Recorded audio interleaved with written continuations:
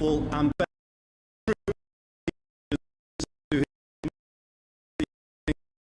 Charles, his heirs and successors, so help me God. It's happened before, but it's not still extraordinary that somebody who was only elected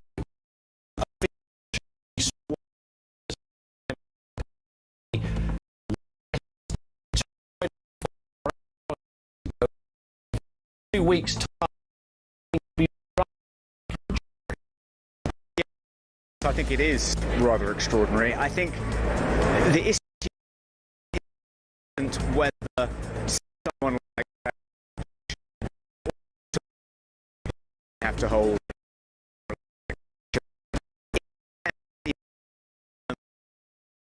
introduce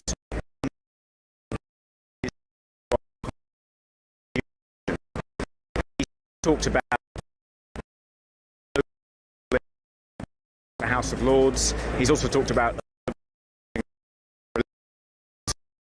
bringing in. If he wants to do any of those things, he needs to.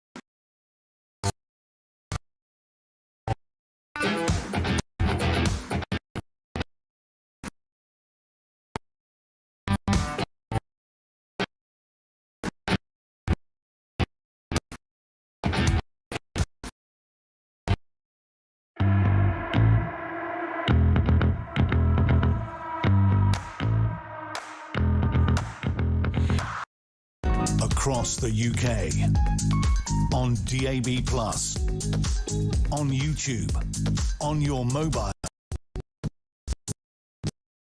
and on your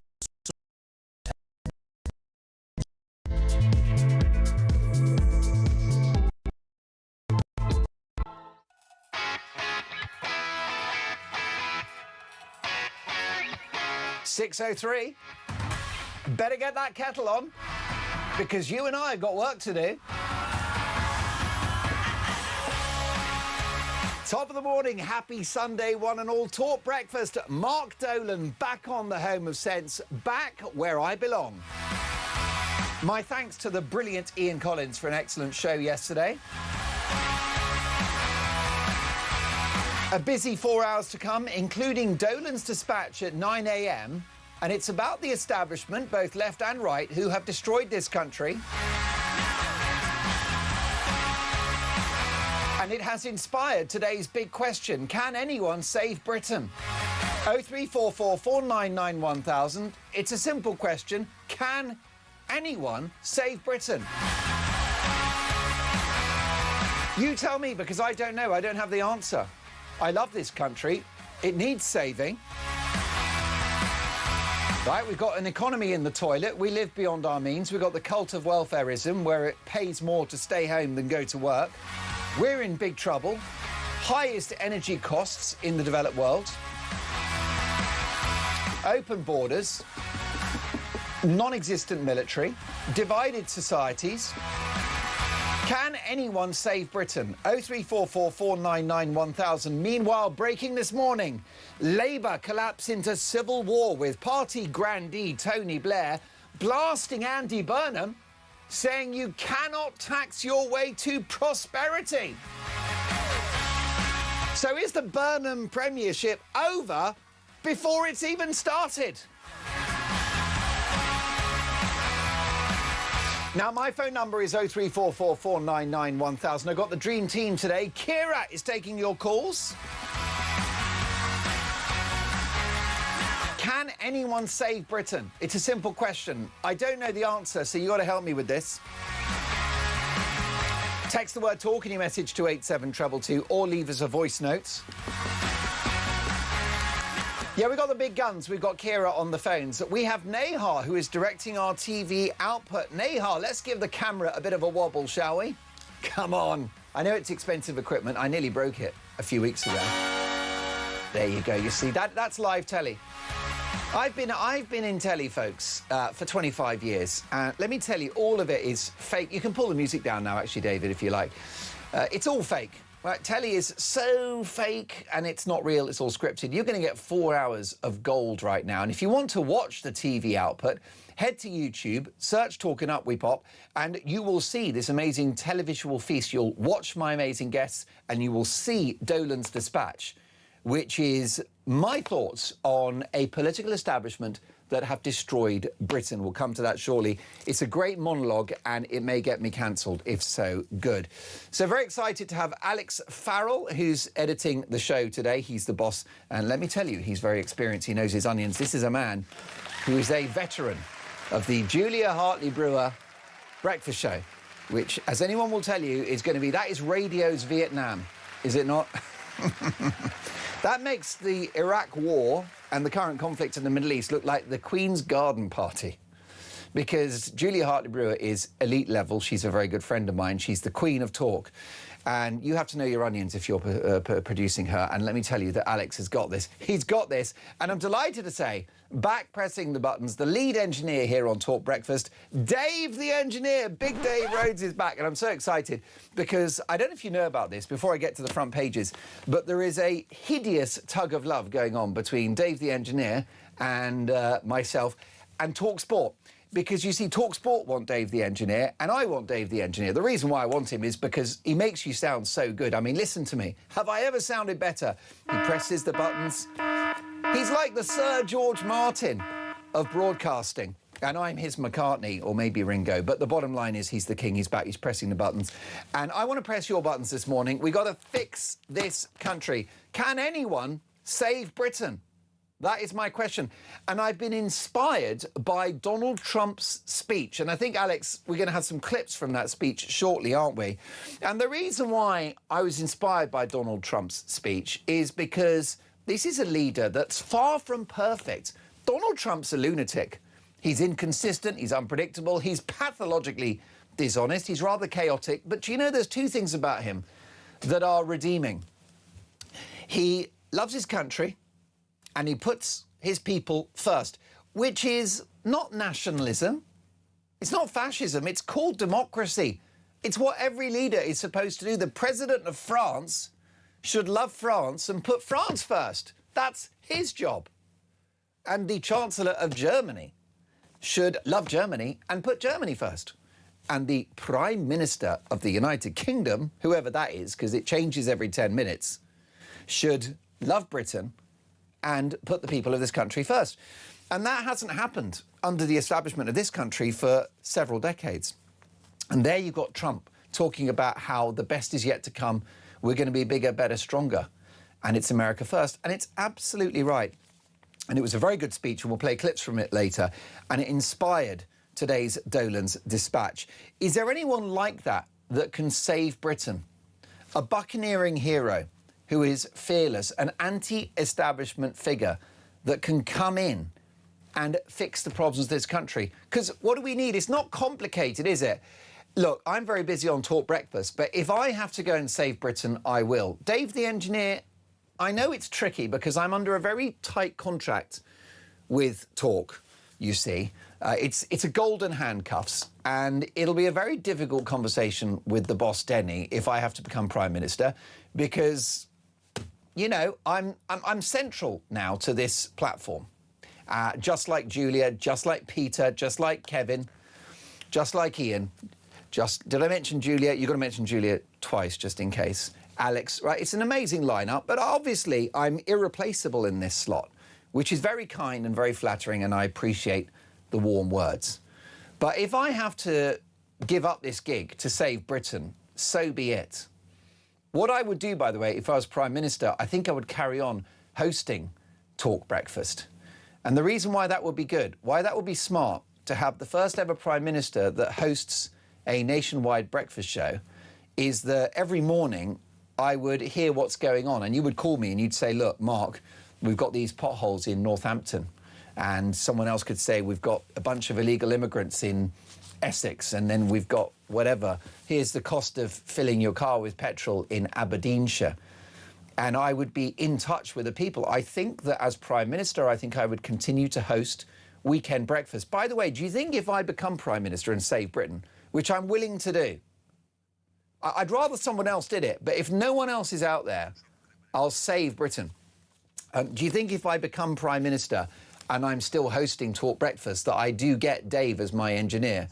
Do I win that battle with Talk Sport? By the way, the plan to secure Dave's services permanently is after the World Cup, I'm having showdown talks with Adrian Durham, Ray Parlour and Jeff Stelling. Over drinks. We're going to the Redwood and we're going to thrash this out. Folks, I know that we're having some fun this morning, but I do mean it. The country needs to be saved. It's an incredible country. And I've got skin in the game, you see, because I've got kids. And maybe you got kids too, or even grandkids, or maybe even great-grandkids. And that's what this is about. Because we must bestow upon them a great country.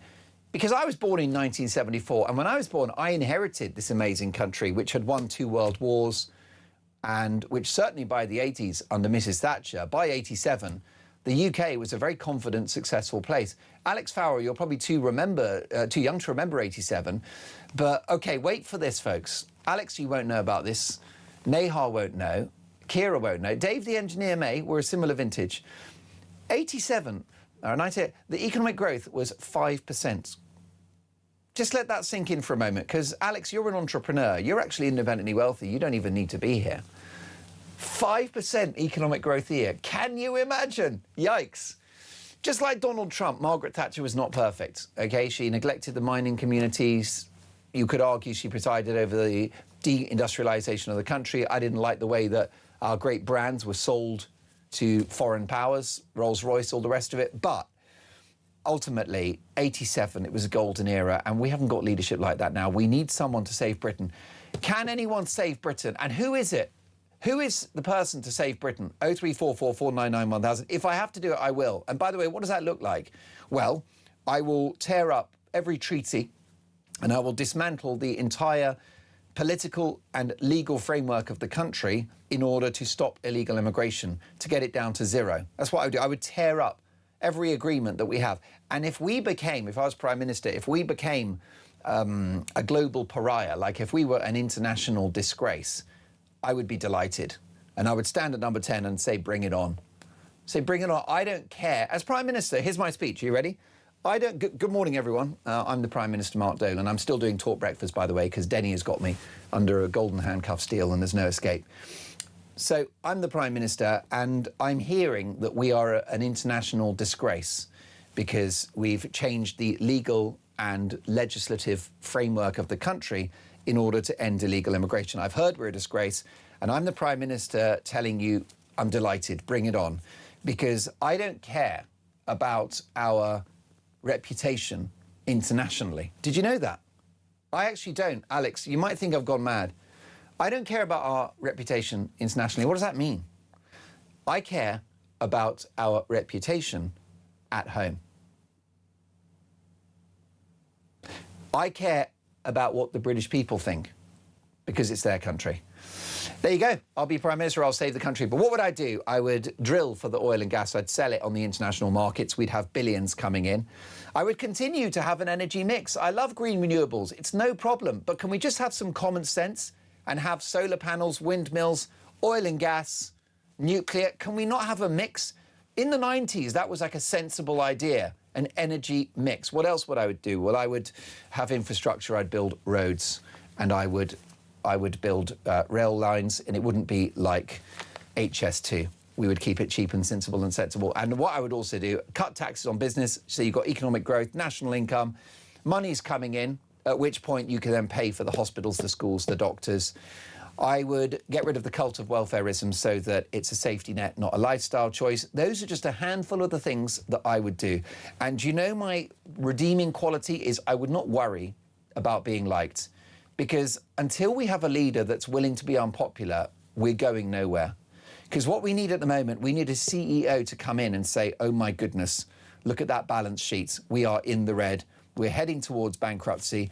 We need some painful medicine. We need some tough love. And if you don't like it, tough luck. So I want to stick with Talk Breakfast. If I have to save Britain, I will. But I think there are people out there that could save the country. Who are they? Is it too late to save Britain? 03444991000. Sunday Telegraph. Blair warns Burnham not to hit investors. It's one of those days where I have to agree with Tony Blair, Alex Farrell. What's going on? So Tony Blair's think tank has warned Andy Burnham against the capital gains tax rise, saying we cannot tax our way to prosperity. Andy Burnham is understood to be considering bringing CGT, capital gains tax, in line with income tax, despite warnings that this could lead to tax receipts falling. The left don't care because it's ideological. It was the same under Brown, where he put up the corporation tax and the income went down. It was the same thing when they took the high rate of tax from 40 to 50%. Less money came in, but they don't care because it's ideology over economic common sense. Meghan and children will not join Harry in London over safety fears. How do you solve a problem like Harry? How much more damage can this guy do to the royal family? He leaves in 2020 with our blessing, saying, yeah, well, I'm Prince Harry, you know, and I want to have like a normal life. I'm going to be a private citizen and I want privacy. What does he then do? He moves to Hollywood, California. Meghan puts Archie and Lily on Instagram every 10 seconds, and they make money attacking the royal family non-stop via the book Spare, the Harry and Meghan Netflix documentary, the podcasts, all the rest of it. They are a troublesome pairing. And this guy was handed a gilt-edged opportunity to rehabilitate himself by coming back to the UK this week and having Megs and the kids see the King for the first time since 2022. A golden opportunity to get back into the royal fold, and they have squandered it. Why? With this row over royal security. Well, let me tell you that I have an elite-level royal YouTube channel called The Mark Dolan Show, which I've got to tell you is going great guns.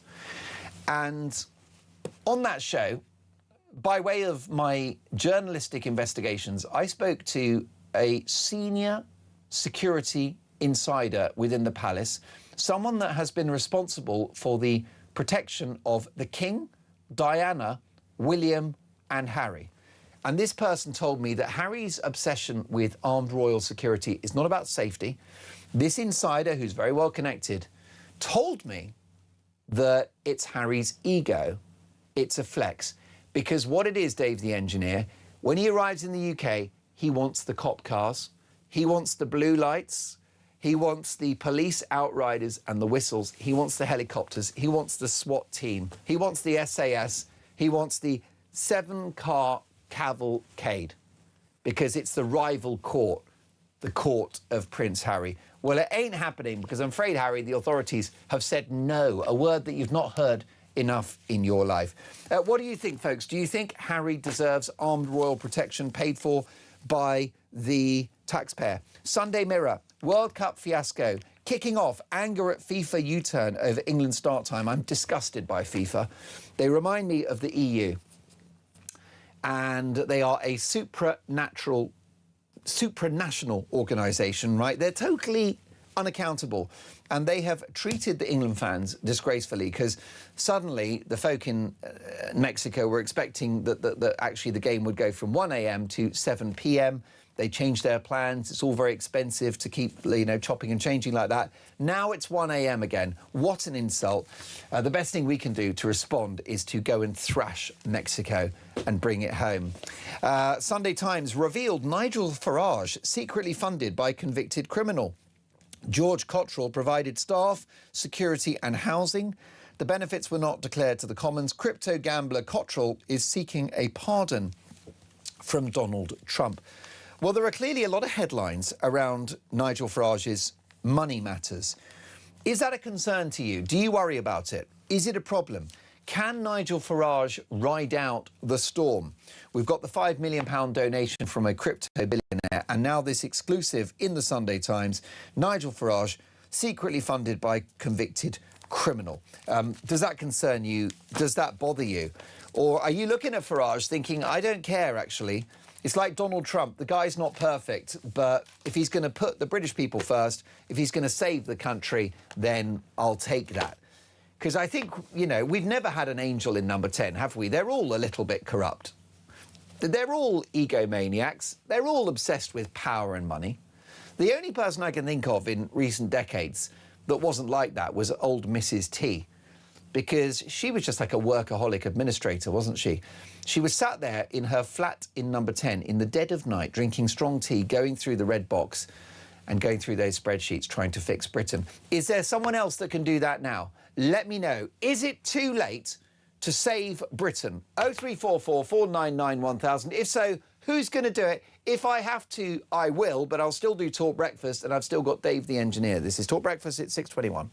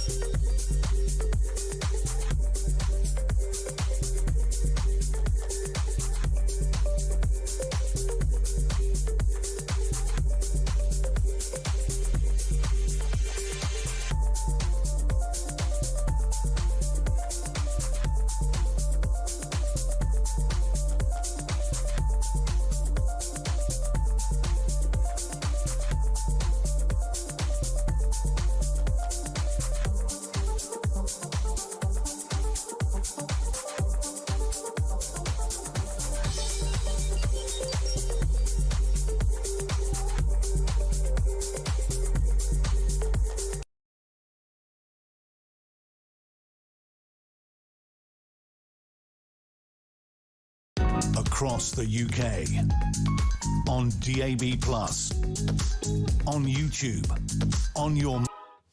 You are listening to Talk Breakfast Live. Mark Dolan with you. It is 6:24. Lovely to have your company. So much to get through this morning, including Dolan's dispatch at 9 a.m, in which I'll be dealing with a political establishment that have destroyed Britain. We're having this conversation because Donald Trump has just addressed the American people, and we know that the guy is not perfect. He's erratic, he's pathologically dishonest, he's unpredictable, he's thin-skinned, but he has two redeeming qualities, which are that he loves his country and he puts the people of his country first. And for me, that fixes all of the other failings. And it's what we haven't had in this country for decades. Take a listen to how he's talking up his own nation. The American dream still lives, and the American flag still flies more proudly than ever before. over the people who will not quit, the nation that will not fail, the country will not fall, no matter how hard the enemy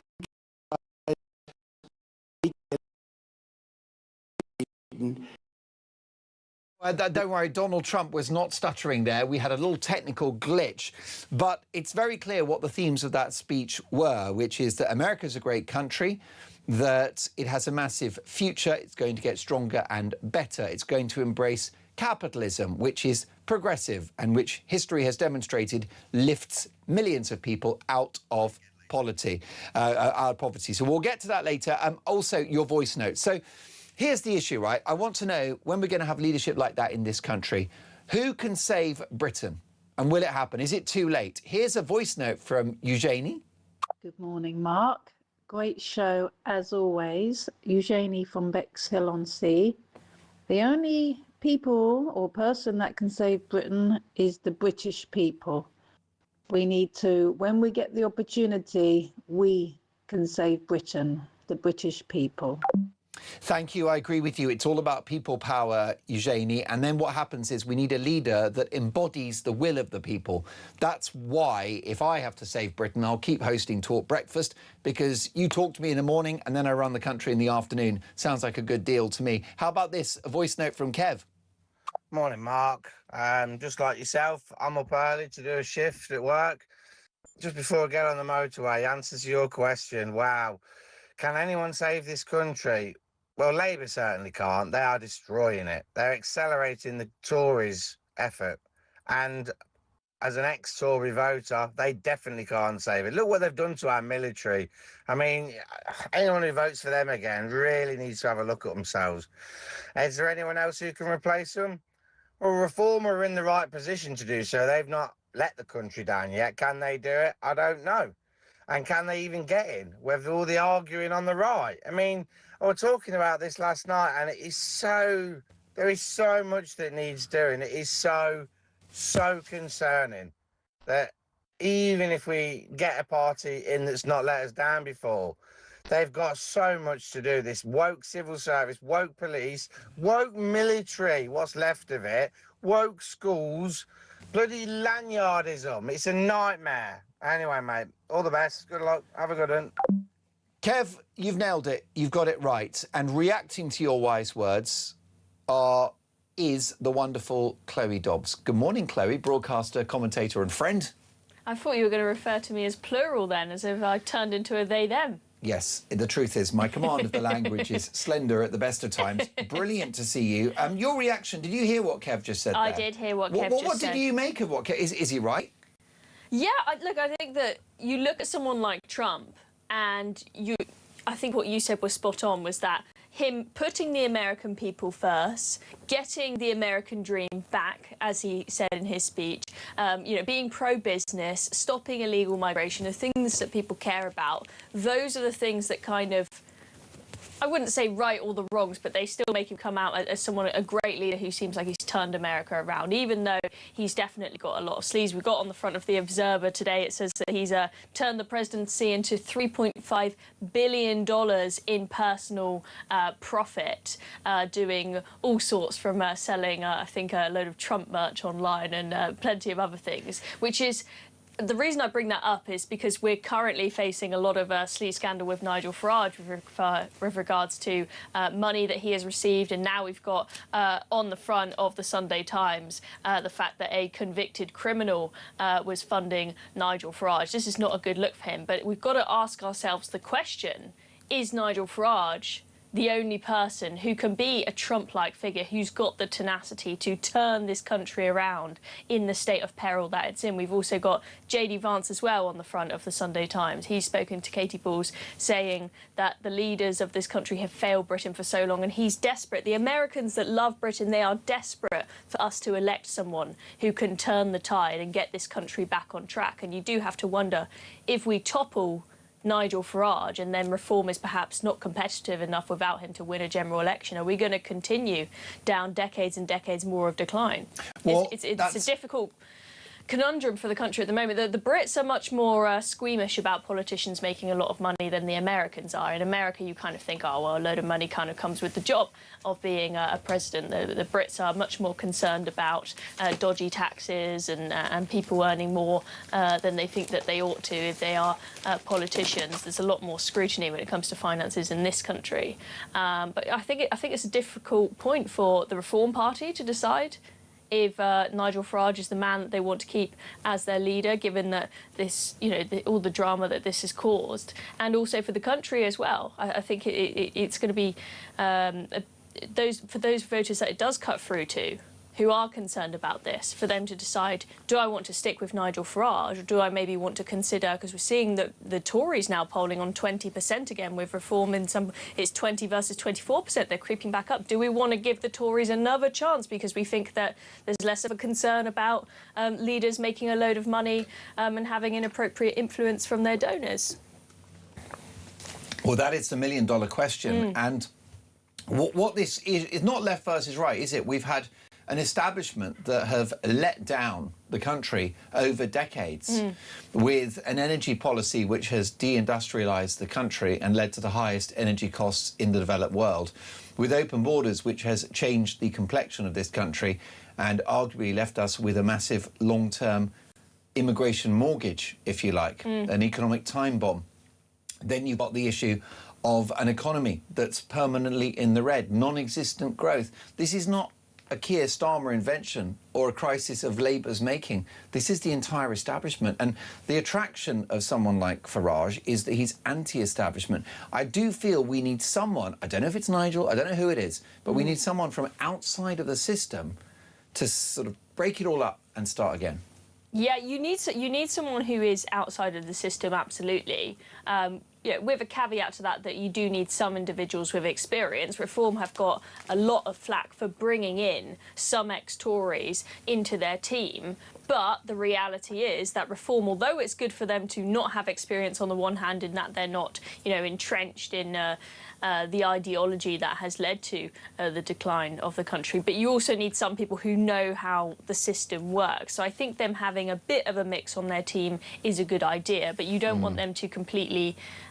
you have plenty of people who are concerned that they're just basically becoming the Tory party. But the thing with Nigel Farage is that he's been very good at branding the party so that it doesn't seem like just yet another centrist party, but they're able to moderate themselves enough so that they can get the votes of the people who are concerned about immigration, but they also get enough votes that they're not just appealing to the fringes. Of course, we've had other parties like Restore, for example, to emerge, who probably, with their rhetoric, are not going to ever be a party that is competitive like Reform in a position to potentially win a general election. And I think the concern is that if you've got rid of Nigel Farage, who I think, regardless of what you think of his finances, is a once-in-a-lifetime incredible political operator. He's been incredibly successful, turning this tiny party into something leading in the polls. If you got rid of him and had someone else in the party, would they have their finger on the pulse enough to know exactly what the messaging should be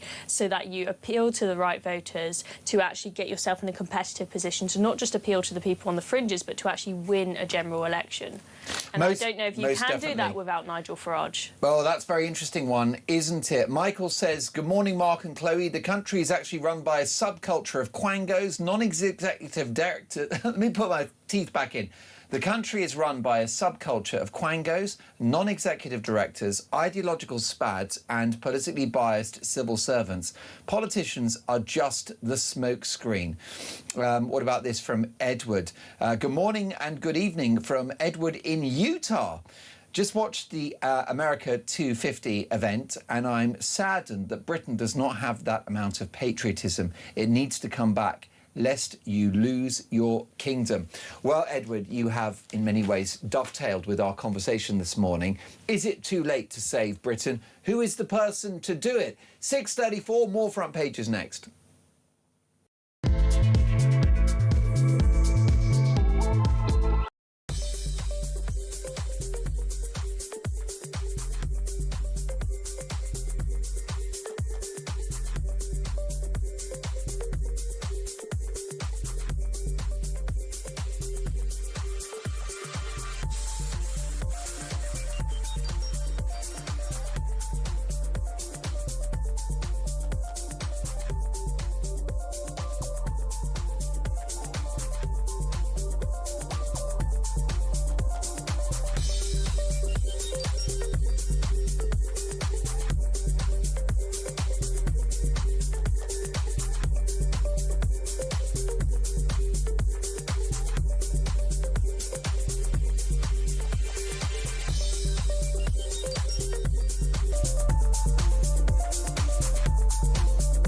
across the UK. On DAB+, on YouTube, on your mobile, and on your side. This is Front pages of the Sunday papers, 6:35. This is Talk Breakfast. Off the rails, troubled HS2 spends £77 million in just 1 year on consultants. What about this in the Sunday Times? Revealed Nigel Farage secretly funded by convicted criminal. And JD Vance, leaders have failed Britain. Well, that's the topic of today's Dolan's dispatch.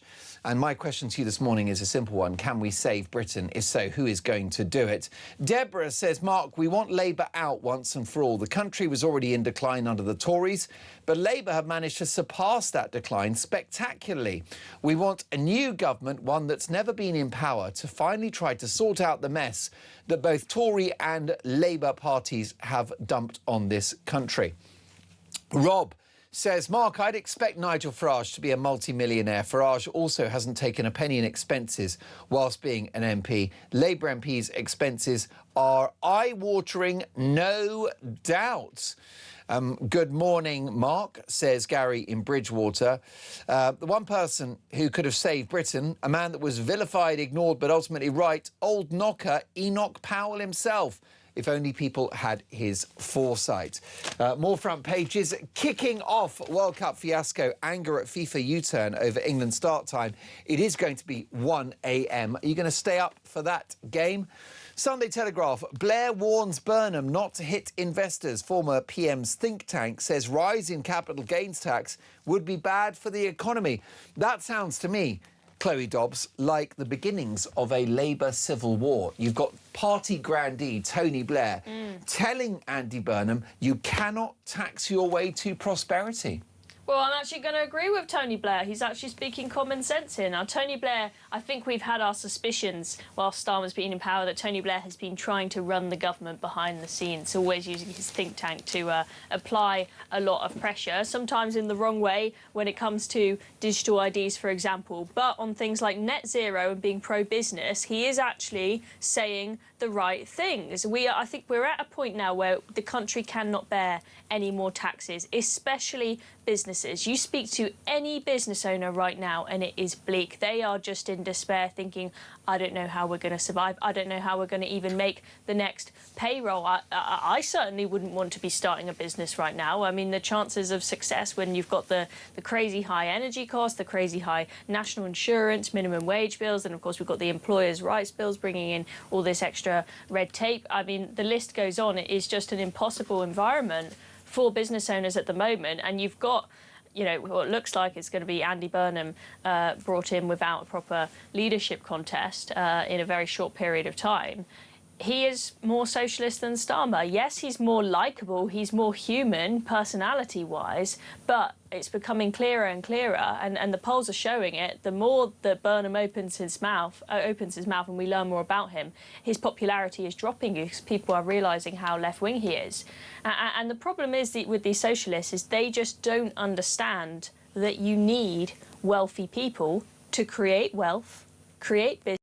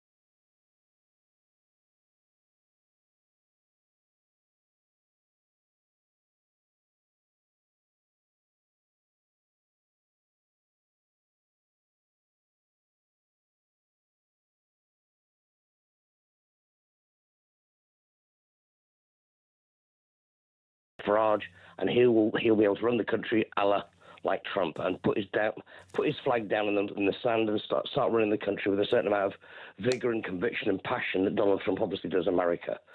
But and Mark, just to interrupt you for a second, brilliant points that you're making.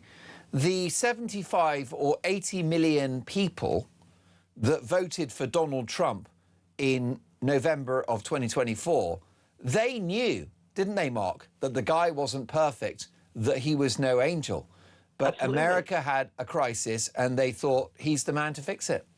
Well, exactly. At the end of the day, look, like America and probably now as the UK, you don't need a prime minister. You need an astute businessman or business people, which Reform are. They're all people who've been successful in their own walks of life in every section. And they've already promised that should they get into power, they will lean on business leaders, success stories, people that are successful in military, people that are successful in policing.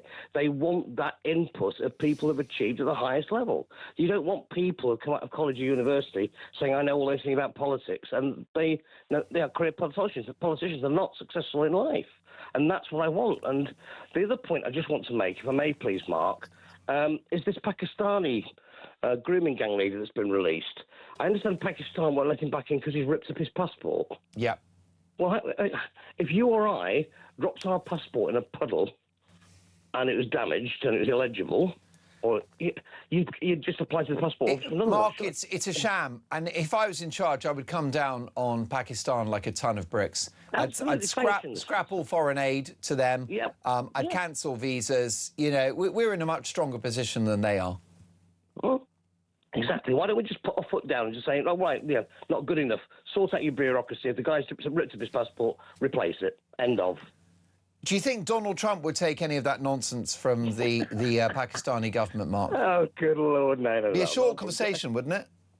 Oh, yeah, but yeah, short and shrift saying, he'd basically say, BS, to hell of it, I'm sorting out, this is the way it's going to be. Mark, before I get a response from Chloe Dobbs, what would you say to the counter-argument about Nigel Farage that he's a sleazeball, that he's taken 5 million quid from a crypto billionaire? 1 minute it's for his security, then he can buy Ferraris, then he says it's none of your business. Are you concerned about his handling of this? Do you think he's going to handle it all better? Well, sometimes, like Trump, he doesn't engage brain before he opens his mouth sometimes, but I like it, warts and all. I mean, the guy's charismatic at the end of the day.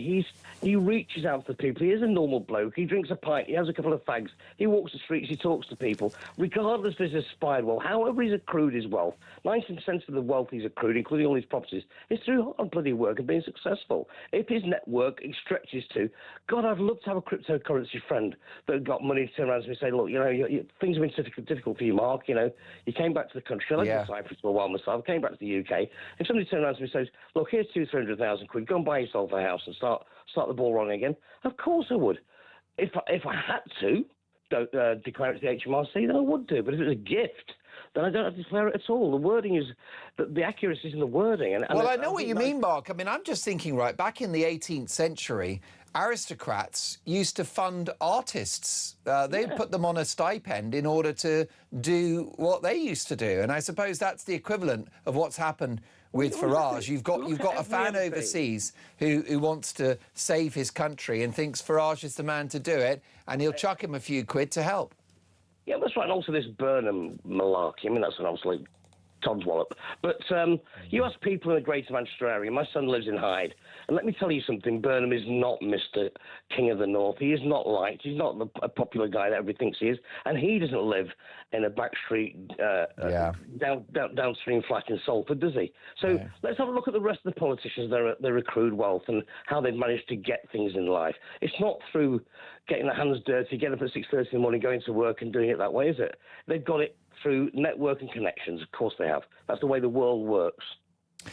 What a call. Mark, you're coming in hot this morning on a Sunday morning. We will speak very soon. Have an excellent rest of your weekend. Your response there, Chloe Dobbs, to the remarks of Mark in Leeds. He knows that Farage is not perfect, but he's the man to save Britain. Yeah, I mean, Mark just said there at the beginning, you know, I don't care. And it's going to be interesting to see if that is the view of a lot of voters across the country who are just desperate for somebody new. And Mark makes the point, yeah, he's got a lot of cash, but great if he's a good businessman, right? I would rather have someone who is a bit sleazy, who is a great businessman. I want the country and this economy to be run by people who understand business, who does understand being markets. given £5 million make you a good businessman? Or does it make you someone that's on the take? Yes and no. On the one hand, it shows he knows people who are great at business and have made a lot of money, and we know that. And they believe in him. Yes, and you know that Nigel Farage. They're investing in him. They are investing. They're buying shares in Farage Inc.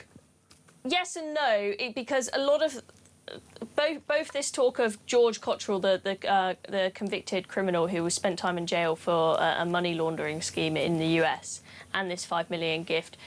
Nigel Farage, until basically right before that 2024 general election, he had retired, right? I think he was quite happy to say, you know, I'm going to cash in, I'm going to go into broadcasting, I'm going to sell gold, for 22 grand an hour. We found out they were paying him, right? If he's able to be so successful that he's able to get people to pay him 22 grand an hour to sell gold, you know, you kind of think, well, it's quite impressive, right? And at that point, you do have to question, was that money being given to him for political purposes, given that he had said, I'm retired, I'm out of this, I'm not really planning to go back into the Reform Party, I'm going to leave it to Richard Tice and the rest of you. It was kind of, you know, a last-minute snap decision before the general election. So I do wonder how much this money that's been given to him has been for his influence. I'm not suggesting that him being given £5 million makes him a good businessman, but what I'm saying is that Nigel Farage's other track record in business is that he is a good businessman and he has made a lot of money. Yes, that is a problem in the sense that it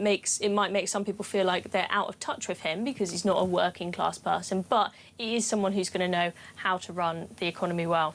Fascinating. Well, Chloe Dobbs is coming in hot this morning. She's had her 3 Weetabix and her double espresso. She'll be back very shortly. Delighted to have her in the studio. What do you think, folks? Can anyone save Britain? Here's a voice note from Peter. Constant attacks on Nigel Farage prove how much this establishment and the left are frightened to death of him and Reform getting in.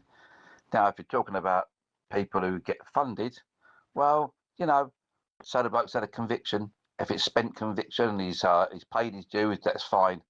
Because if you look on the Labour seats, how many people in there have been convicted of something? And they're in the government.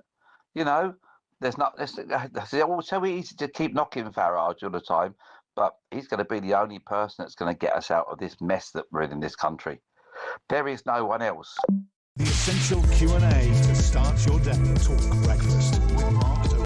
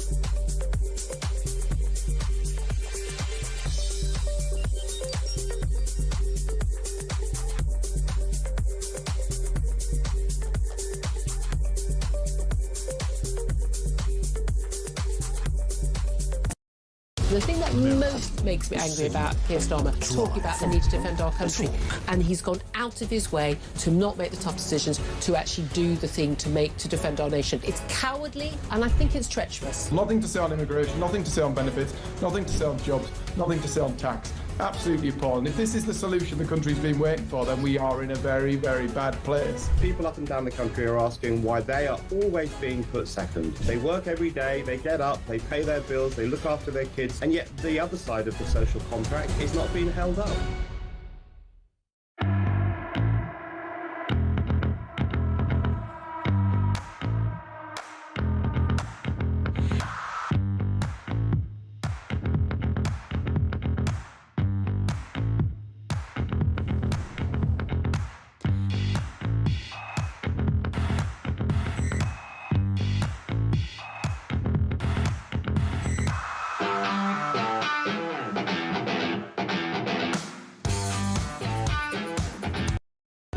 across the UK.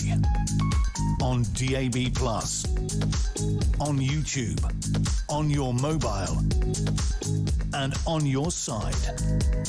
This is Talk. You're listening to Talk Breakfast. Can anyone save Britain? Well, here's a man who's not perfect, but clearly loves his country, addressing the American people on the occasion of their 250th anniversary.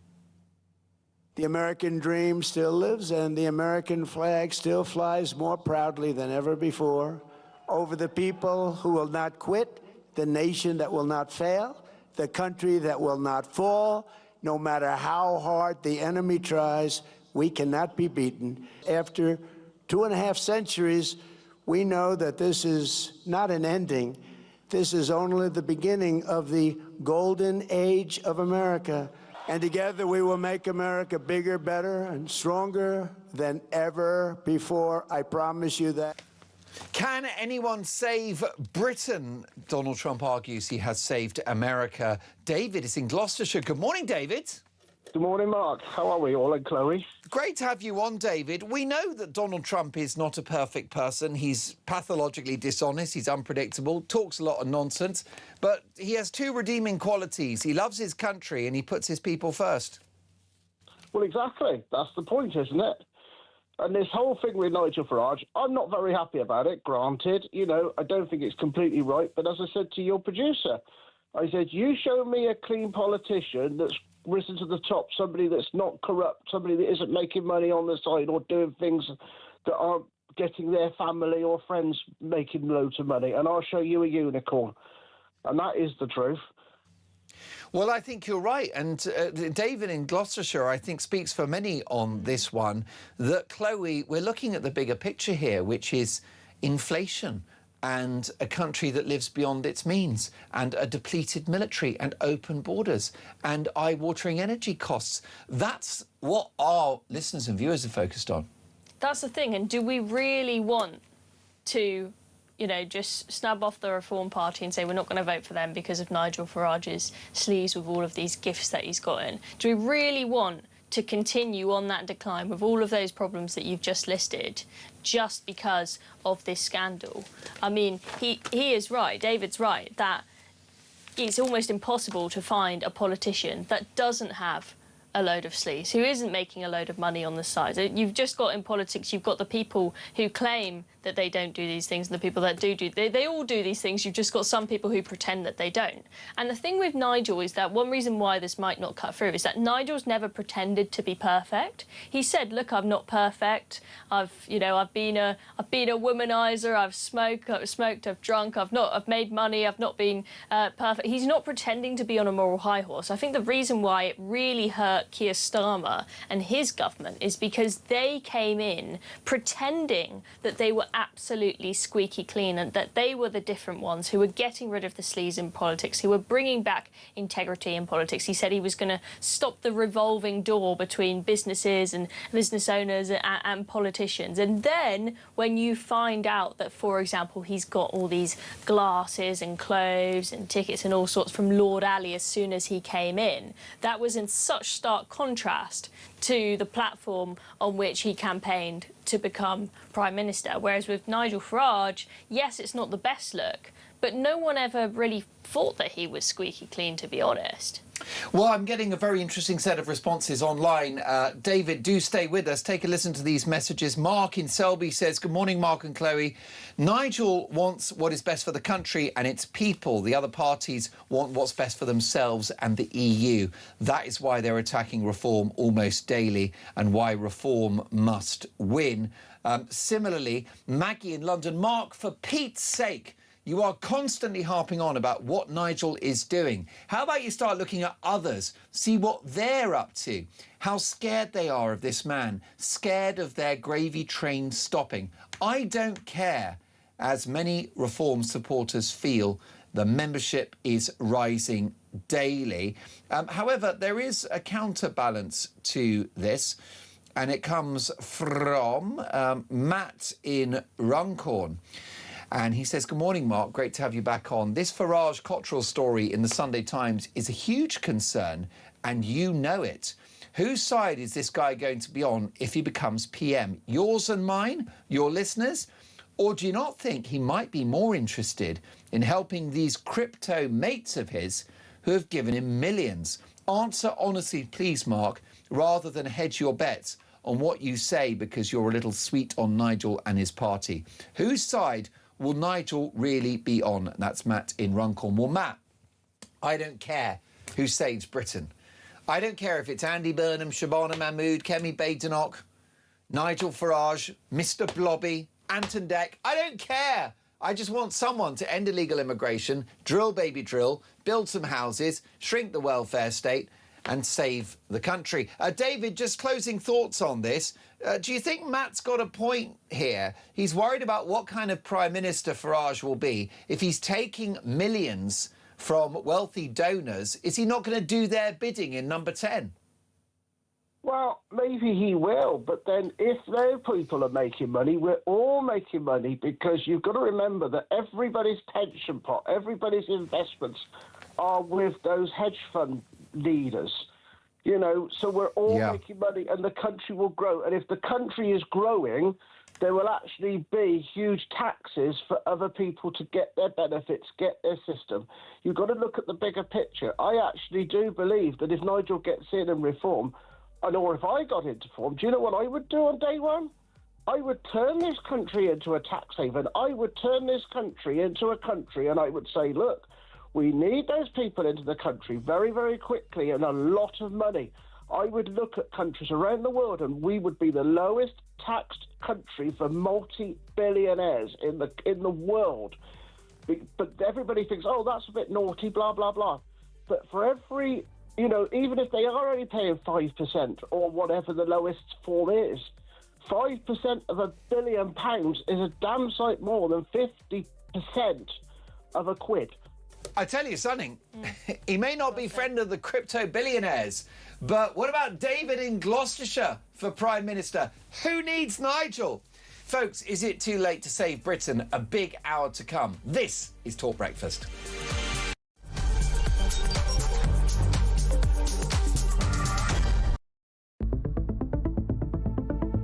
The question my party is asking now is whether I am best placed to lead us into the next general election. I have heard the answer of my parliamentary party to that question, and I accept that answer with good grace. Every decision I've taken has been about putting the country I love first. That is why I will resign as leader of the Labour Party. Well, you know what? In the end, he did do the right thing, and there were some achievements, and he's an honourable man, and he cared about public service. Guys, that's not what happened just now. In the last half an hour, Kier Starmer resigned, and he resigned because he was pushed. Most of his issues, most of the things which have damned him from, let's face it, within days, within weeks of him becoming Prime Minister back in July 2024, or of his own making. They were things he chose to do, cutting the winter fuel allowance, damning everybody who wanted to have a public inquiry on the grooming gangs as jumping onto the far-right bandwagon, the two-tier policing after the Southport riots. This man brought it on himself. He was not a good Prime Minister. There was two things on that manifesto. One was a picture of Kier Starmer and the word change. Well, promise made and promise delivered in that sense. If he's right, let's be honest. But look, I mean, I don't really want to make light of it, but I am cheesed off, Julia, because what we promised in opposition was competence, and it's been anything but. I'm embarrassed. I'm really, truly, honestly, I am embarrassed, because I did think we would be competent. We've not been. I've no idea whether there'll be a contest or a coronation. But what I do know is the British public have simply had enough of political parties chopping and changing their leaders at will. We vote for somebody in a general election to be our Prime Minister. We expect them to serve their term. And barring ill health or exceptional circumstances, what is going on here, frankly, is reminiscent of a banana republic that has totally devalued the very process of general elections and democracy. We at Reform demand a general election.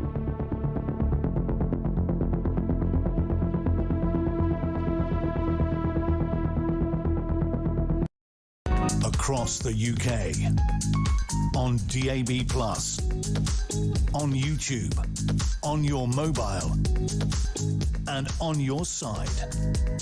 This is Talk.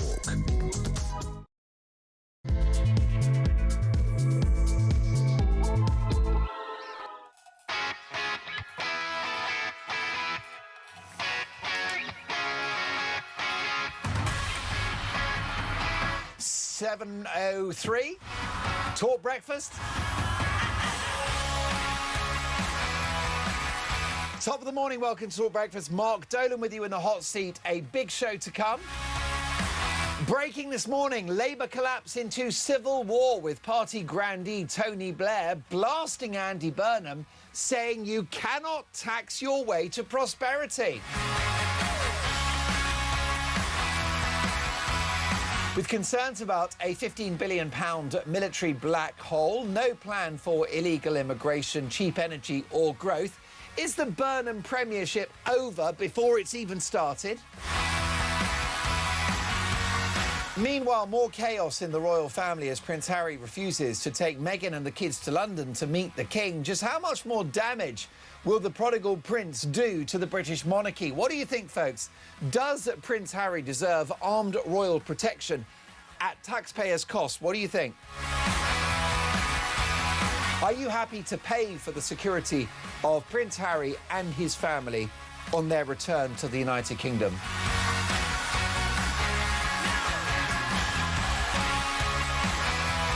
Meanwhile, my question to you this morning is a broad one, and it's the basis of today's Dolan's Dispatch at 9 a.m. We've got a country that lives beyond its means, permanently in the red, non-existent growth. We're navigating slowly towards bankruptcy, the highest energy costs in the developed world, open borders, a divided society, crumbling values, social disorder. So my question this morning is a simple one. Can anyone save Britain? If so, who's going to do it? Is it too late? Let me know your thoughts. 03444991000. Kira is taking your calls. Nahar is directing our TV output. If you want to see the show and watch my guests, including Chloe Dobbs live in the studio, then head over to YouTube, search Talk and Up We Pop. We've got an elite level audio engineer in the studio with us today. It's Dave Rhodes. I've never sounded better. He's pressing the buttons. And Alex Farrell is our executive producer. So much to get through. Can anyone save Britain? 03444991000. Text the word talk and your message to 87222. Leave us a voice note, and as the saying goes, let's talk. And as I've mentioned live in the studio, the brilliant political commentator Chloe Dobbs, and down the line, journalist, broadcaster, Fleet Street legend and former star of Sky News when it was good and watchable, Linda Jubilee. Good morning, Linda. Good morning, Mark and Chloe. Fantastic to see you, and lots of stories to get through. Can we start with the leader of Reform UK, Nigel Farage? Front page of the Sunday Times, Linda, revealed Nigel Farage, secretly funded by convicted criminal. George Cottrell provided staff, security and housing. The benefits were not declared to the House of Commons. Crypto gambler Cottrell is currently seeking a pardon from Donald Trump. Does any of this matter? Well, I think it does matter, and I think it has rattled Nigel Farage. When I heard a couple of interviews within the last 10 days, he definitely sounded like he was a man, if not on the ropes, heading for the ropes. Now, it's no secret that he's taken on a new comms chief this last week and someone else in his comms department, so clearly this is a subject that concerns him. And I think he is maybe unaware of how much digging Fleet Street can do where this is concerned, both into his political life and his personal life. So he is worried about that. But whether this makes any difference to his voters is a completely different matter. They could stick with him through thick and thin, and they will dismiss this because they see him as the man with the answers. Well, I think that's the point, isn't it? And Chloe Dobbs, I believe that you support Reform UK. Do you think that Nigel Farage is going to shake off these allegations of sleaze? I think that he could do. I think with a lot of these things, it often depends what is in the news cycle. You know, if you have a big story land on a really slow news day, it can be quite big. So with Andy Burnham coming in, there's a lot of, I mean, we've seen most of the front pages today are more so focused on Andy Burnham's potential tax rises. That potentially will, distract from some of this. I think that it probably is the case that in the party right now in Westminster, they're all absolutely freaking out, thinking that this is huge, but it might not cut through to voters. So I think it would be wise for Reform before they start making plans to try and topple Nigel, which will be quite hard to do because of the party structure anyway, that they actually wait and see what happens in the polls. It's going to be quite hard to read into it, though, because we're also expecting in the polls for there to be, at least a bit of a Burnham bounce. I think Reform are expecting, regardless of the Nigel situation, that there's a chance that Labour may end up leading in the polls for a period of time, which might actually be slightly good for them because it will allow Reform to position themselves again as an insurgent party. So it's going to be very hard to tell, but just look at what happened last year with the local elections, when there was a lot of frustration about how Reform handled getting rid of Rupert Lowe. There was a huge storm. If you looked at Twitter, you thought this was absolutely fatal for the Reform Party. Everyone was talking about it in Westminster, but then actually it didn't affect the local election results at all. And when they also polled the general public at the time as to how many of them even knew who Rupert Lowe was, it was a tiny, tiny percentage. Well, I think that's a very fair point. Linda, how do you see this playing out? Because we are likely 2.5 years away from a general election. Do you think this could be a sort of quite a good sort of moment for Farage to actually get the bad headlines out there now? Yeah, maybe he can take the heat out of the situation. Chloe's quite right in saying that this may not cut through. I think there's a tendency for stories to blow up in Westminster and for everyone to assume, especially on X, everyone to assume that they are occupying the minds of the general public. Well, this will be old news in 2 years' time, won't it, Linda? It'll be, yeah. We can't tell, because we can't tell how much more there is to be unearthed in this background, and that can keep things going for quite some time. But to my mind, Reform, one of the reasons they can't get rid of Nigel Farage is because, nor should they, because this party is distinct in that it is highly dependent on him and his particular persona. So if he went, or if somehow he had to resign, it would be utterly disastrous for Reform. Well, that's really interesting. Is that true, Chloe Dobbs? Is there no Reform UK without Nigel Farage? I think there's a chance that they could survive. They're big enough now that it is possible, but I think that the chances of them winning a general election outright are probably quite small. I think I talk to a lot of people who say that they really like Zia Yusuf. He is clearly the guy who's got the brains, really smart individual, also very good at business, very good understanding of markets. But will he have his finger on the pulse like Nigel does to know how to position the party? I think there are some people who think that Zia Yusuf might be a bit too much of a loose cannon. Of course, we had the drama with him quitting his role as a chairman initially and then coming back. And some things that he says, I think people will say he's maybe more so on the fringe, and he's not going to be able to bring the party close enough to this. I'm not saying there should be a centrist party, but close enough there for it to be, a competitive party to win a general election. The talk of people like Richard Tice as well coming back as leader of the party, but I think the way that you saw the Reform Party's polling jump so significantly before the last general election when the leader switched from Richard Tice to Nigel Farage, I think goes to show that the Nigel Farage factor is pretty significant. Meanwhile, Linda Jubilee, Tony Blair blasts Andy Burnham, saying you cannot tax your way to prosperity. Well, absolutely right. I mean, it's impossible to do that. There's only a couple of ways to actually balance the books, and that's you can increase tax, or you can cut your bills, or you can generate some sort of borrowing capacity. Now, there's only three levers. You've got to pull on one of them or a little bit on each one. But what you can't do is tax your way to growth, and you can't do it right now. You have to build some form of momentum into the economy, which might put you into a position where you could start fiddling around with taxes. But Andy Burnham has to understand this is not just a critical issue, it's a long-term issue. We cannot sort these problems out very quickly, and there's no point in him going for a cosmetic quick fix because it won't have any impact on a profound level. Well, I tend to agree with you on that one. Meanwhile, America has turned 250 years old. The President, Donald Trump, was at the White House with a keynote speech celebrating a country that he clearly loves. Let's take a listen if we can. The American dream still lives, and the American flag still flies more proudly than ever before over the people who will not quit, the nation that will not fail, the country that will not fall. No matter how hard the enemy tries, we cannot be beaten. After 2.5 centuries, we know that this is not an ending. This is only the beginning of the golden age of America.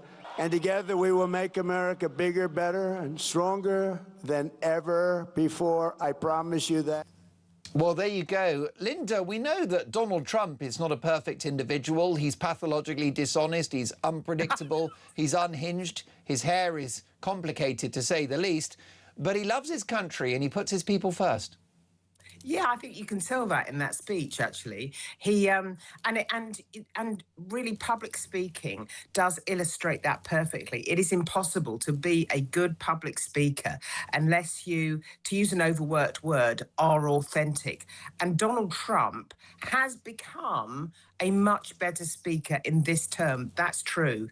And clearly, this is a massive celebration in America. It's even a celebration here. I was at the afternoon in a beautiful location at a July the 4th party yesterday. So it's something we pay attention to too. The great American experiment, to some extent, whatever side of the political divide you're on, has in fact worked. But Donald Trump, yeah, he's certainly a man of conviction. Not always on the side of the truth. To him, it's a bit of a movable feast, but certainly his speech was impressive yesterday. Most definitely. And I'm looking at the bigger picture, Chloe Dobbs. We've got the war in Iran, which has proved controversial, of course. I mean, I think it was a noble war, but the execution has certainly been a problem. I think the White House underestimated how complex it would be. They didn't anticipate the blocking of the Strait of Hormuz and much besides. They were hoping for regime change. It didn't happen. But they have effectively disarmed Iran for the time being, set them back at least 10 years militarily. Meanwhile, he's closed the southern border, so he's ended illegal immigration. And of course, he's got the economy absolutely roaring. I mean, the latest stat is quite something to behold. The United States in the last 12 months has had investment of $800 billion, right? That's in the direction of $1 trillion of international investors backing America. We'd love a piece of that, wouldn't we? I know, and that is what happens when you have a businessman running the country, which we never seem to get here in the UK, which is why I think for a lot of people it is going to be worth the gamble of having Nigel Farage, even if he is a sleazeball, as some people may call him, with these various gifts and whatnot. He is a businessman and he will be able to attract people to actually come and invest in this country. And yes, maybe he will cut taxes for rich people and people say, oh, he's doing that for his rich mates. But actually, if they create a lot of jobs and they create a lot of wealth in this country and they get the ball rolling at a time when we are absolutely desperate for some kind of momentum with economic growth, then maybe that is a good thing. Stuart has messaged the show. Good morning, Mark, Chloe and Linda. We need some smart patriots with business brains in charge. In fact, the direct opposite to the left-wing masterminds in Lammy, Starmer and Millipede. Linda, what are your latest thoughts on Burnham's path to power? Do you think he'll be ready for the top job in July, which is, we're in July now, but, you know, around the 20th when he's expected to enter number 10? Is he going to be ready to do the job? To be honest, I don't think he can be ready, and he probably doesn't think he can be ready because that's not enough time to get ready for the job. The fact of the matter is he has been planning this for some time. His pathway has not just arisen in the past few months. This was always his intention. So he should have been doing some planning. Now, we've seen with this government what the upshot of no planning actually means. As Morgan McSweeney said last week, or earlier this week, that there was no planning. It surprised him that when he got there, when he finally got into the starting blocks, no one had made a proper plan. And that's because Nigel Starmer did not have a clear vision. Therefore, he is unlikely, or was unlikely, to have a strategy. Now, Andy Burnham made a speech at the People's Museum in Manchester. As I said on your air, it was technically a good speech. He's someone who clearly has command of the English language. He is an English lit graduate. He is confident. He enjoys making speeches, but that did not make it a substantive speech. He largely ignored the problems that we find pressing. The problems, for example, of immigration, the problem of economic growth. They were all covered by a lot of fairly cosmetic, dare I say it, cliches. But the fact of the matter is, he has to work really hard and he has to surround himself. I think one very senior, Simon Case, civil servant, was saying he has to surround himself with the very best advisors. Now, I know he's got Jim O'Neill on board from Goldman Sachs, and that will make a difference because he's a very smart guy. But make no mistake, at the moment, it's like climbing Everest to try and get this country out of the position it's in. Most definitely. Chloe, I know you need to run. What are your thoughts about the Burnham premiership? Is there a chance he could prove people wrong and be a good Prime Minister? I mean, there's always a chance, but I think it's pretty small. I think he's going to run into exactly the same problems as Kier Starmer had. I don't think he has the tenacity to actually sort out the problems that need fixing in this country. And I think that Linda's right, that he's not ready. He was planning this move for some time and didn't get ready. And what we're hearing from Camp Burnham is that they weren't expecting Kier Starmer, when he resigned, to set out such a short time frame for his resignation. They thought they were going to have until the autumn so that they could have the summer to get ready. And then suddenly Starmer comes out and resigns and only gives him a few weeks, and they're thinking, my golly, we've got to get our act together as quickly as possible. And I understand that Starmer is allowing Burnham and his team to speak to civil servants before he comes into power, to try and, before the lead, or Burnham and anyone else who decides to run in the leadership contest, to speak to civil servants to try and get an idea of how it works to get ready. But I mean, that's only going to do so much. Most definitely, Chloe. Fantastic to have you in the studio. I'm delighted to say that Linda Jubilee is going to stay with us. What do you make of this Farage story? Are you concerned about these allegations of sleaze? Nicola in Norfolk. Good morning, Mark. The Farage Cottrell story is not a news story, so I don't know why the media are trying to spin it as some sort of bombshell. A quick internet search shows they were trying to dig something up on this last year and nothing stuck then, and it won't stick now. Look at the majority of MPs who enter Parliament with fairly modest means, but by the time they leave, they are multi-millionaires. But why does no one look into that? Nicola, thank you. Sean in Gloucester. Good morning, Mark. It seems the establishment in both the media and the Blob have started Project Fear Mark II against Nigel Farage. They can see their gravy train at risk, and they don't like it, but the silent majority are fed up with all the insanity and want a normal but successful person as PM that puts us first for a bloody change. Sean, thank you for that. Can anyone save Britain? 7:20, this is Talk Breakfast.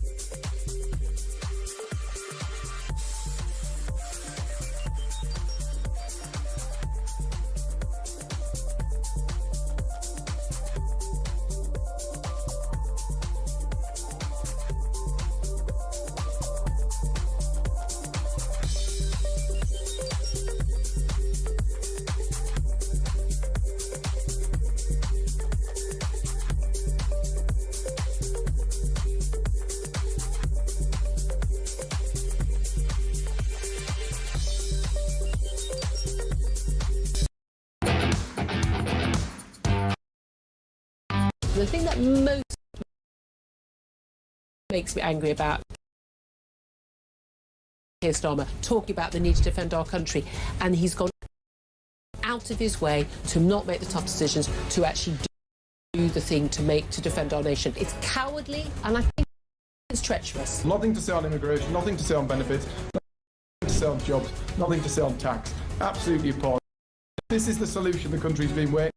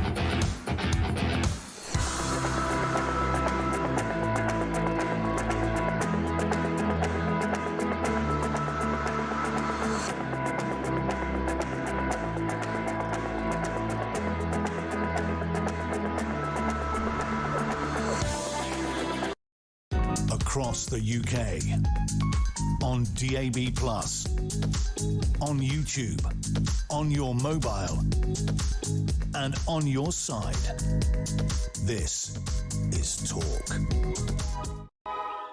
You are listening to Talk Breakfast, and who can save Britain? Can anyone do so? Is it too late? George has left us a voice note.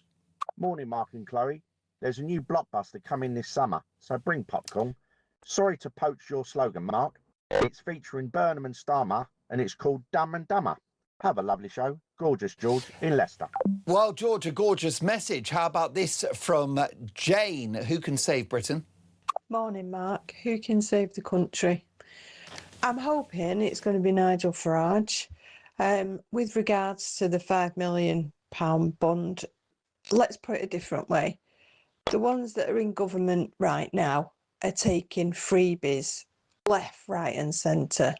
If he's got the money already sat in the bank, let's hope that he's not taking freebies to get things passed. Jane, what a succinct point, and that's a very interesting one that you've made. It is important, isn't it, Linda, that all of our public figures face scrutiny, and it will be double standards to attack Kier Starmer for Freebiegate and the fact that a wealthy donor paid for his suits, his spectacles and his tickets to the Arsenal, but not have the same focus on Nigel Farage. Anyone that wants to be Prime Minister must face scrutiny. Absolutely equal scrutiny, and that is for sure. But as I said earlier, I think that all this chatter and all this speculation that surrounds Nigel Farage actually may come to nothing in the end when it comes to his voters. They may choose to characterise this, in fact, as part of the problem, that they don't want to see the establishment rubbishing their guy. That's how they may think. It's happened elsewhere in the world, and it can certainly happen here. So I think that we should not get confused about what happens in the Westminster bubble being the be-all and end-all when it comes to the voter. Nigel Farage actually has shown some tactical position here now in separating himself from the mainstream media. He is starting to be a little bit more in control of his own narrative. And I gather that in the last 10 days, he appointed a new comms chief, which will help him navigate his way through this. But I think at the end of the day, it may come to nothing, because if people want to vote for him because they see him as a businessman who can get us out of our business woes, they are going to put their X next to his name in the ballot box. Most definitely. And we saw the establishment try everything to stop Donald Trump winning in November 2024. And Linda, it didn't work. Well, because that's what happens. They see the established media and the kind of establishment in general as part of the problem, so it won't make any difference at all. And I'm not sure that this £5 million donation is cutting through with the general public. It's certainly given the media, broadcast and print media, plenty to chew on, but that's not the same thing. Well, we'll come to Dave in Essex very shortly on that issue. Do you care about Nigel Farage's bank balance? Can he shake off the allegations of sleaze? Does it even matter? Do let me know your thoughts on that, 0344 499 1000. Meanwhile, we've got quite a big royal story in the offing, Linda. And, of course, you've covered the royal beat in the past as a Fleet Street legend. What do you make of the news that Harry will now not take Meghan and the kids to London as part of his UK return? I think they all need to grow up.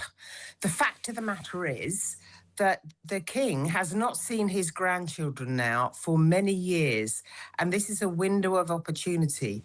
We don't know conclusively how well the King is, and I don't want to start any speculation on that front. But we know that his cancer treatment is ongoing, don't we? We do know that he is continually being treated, and this is a window of opportunity for him to see his grandchildren.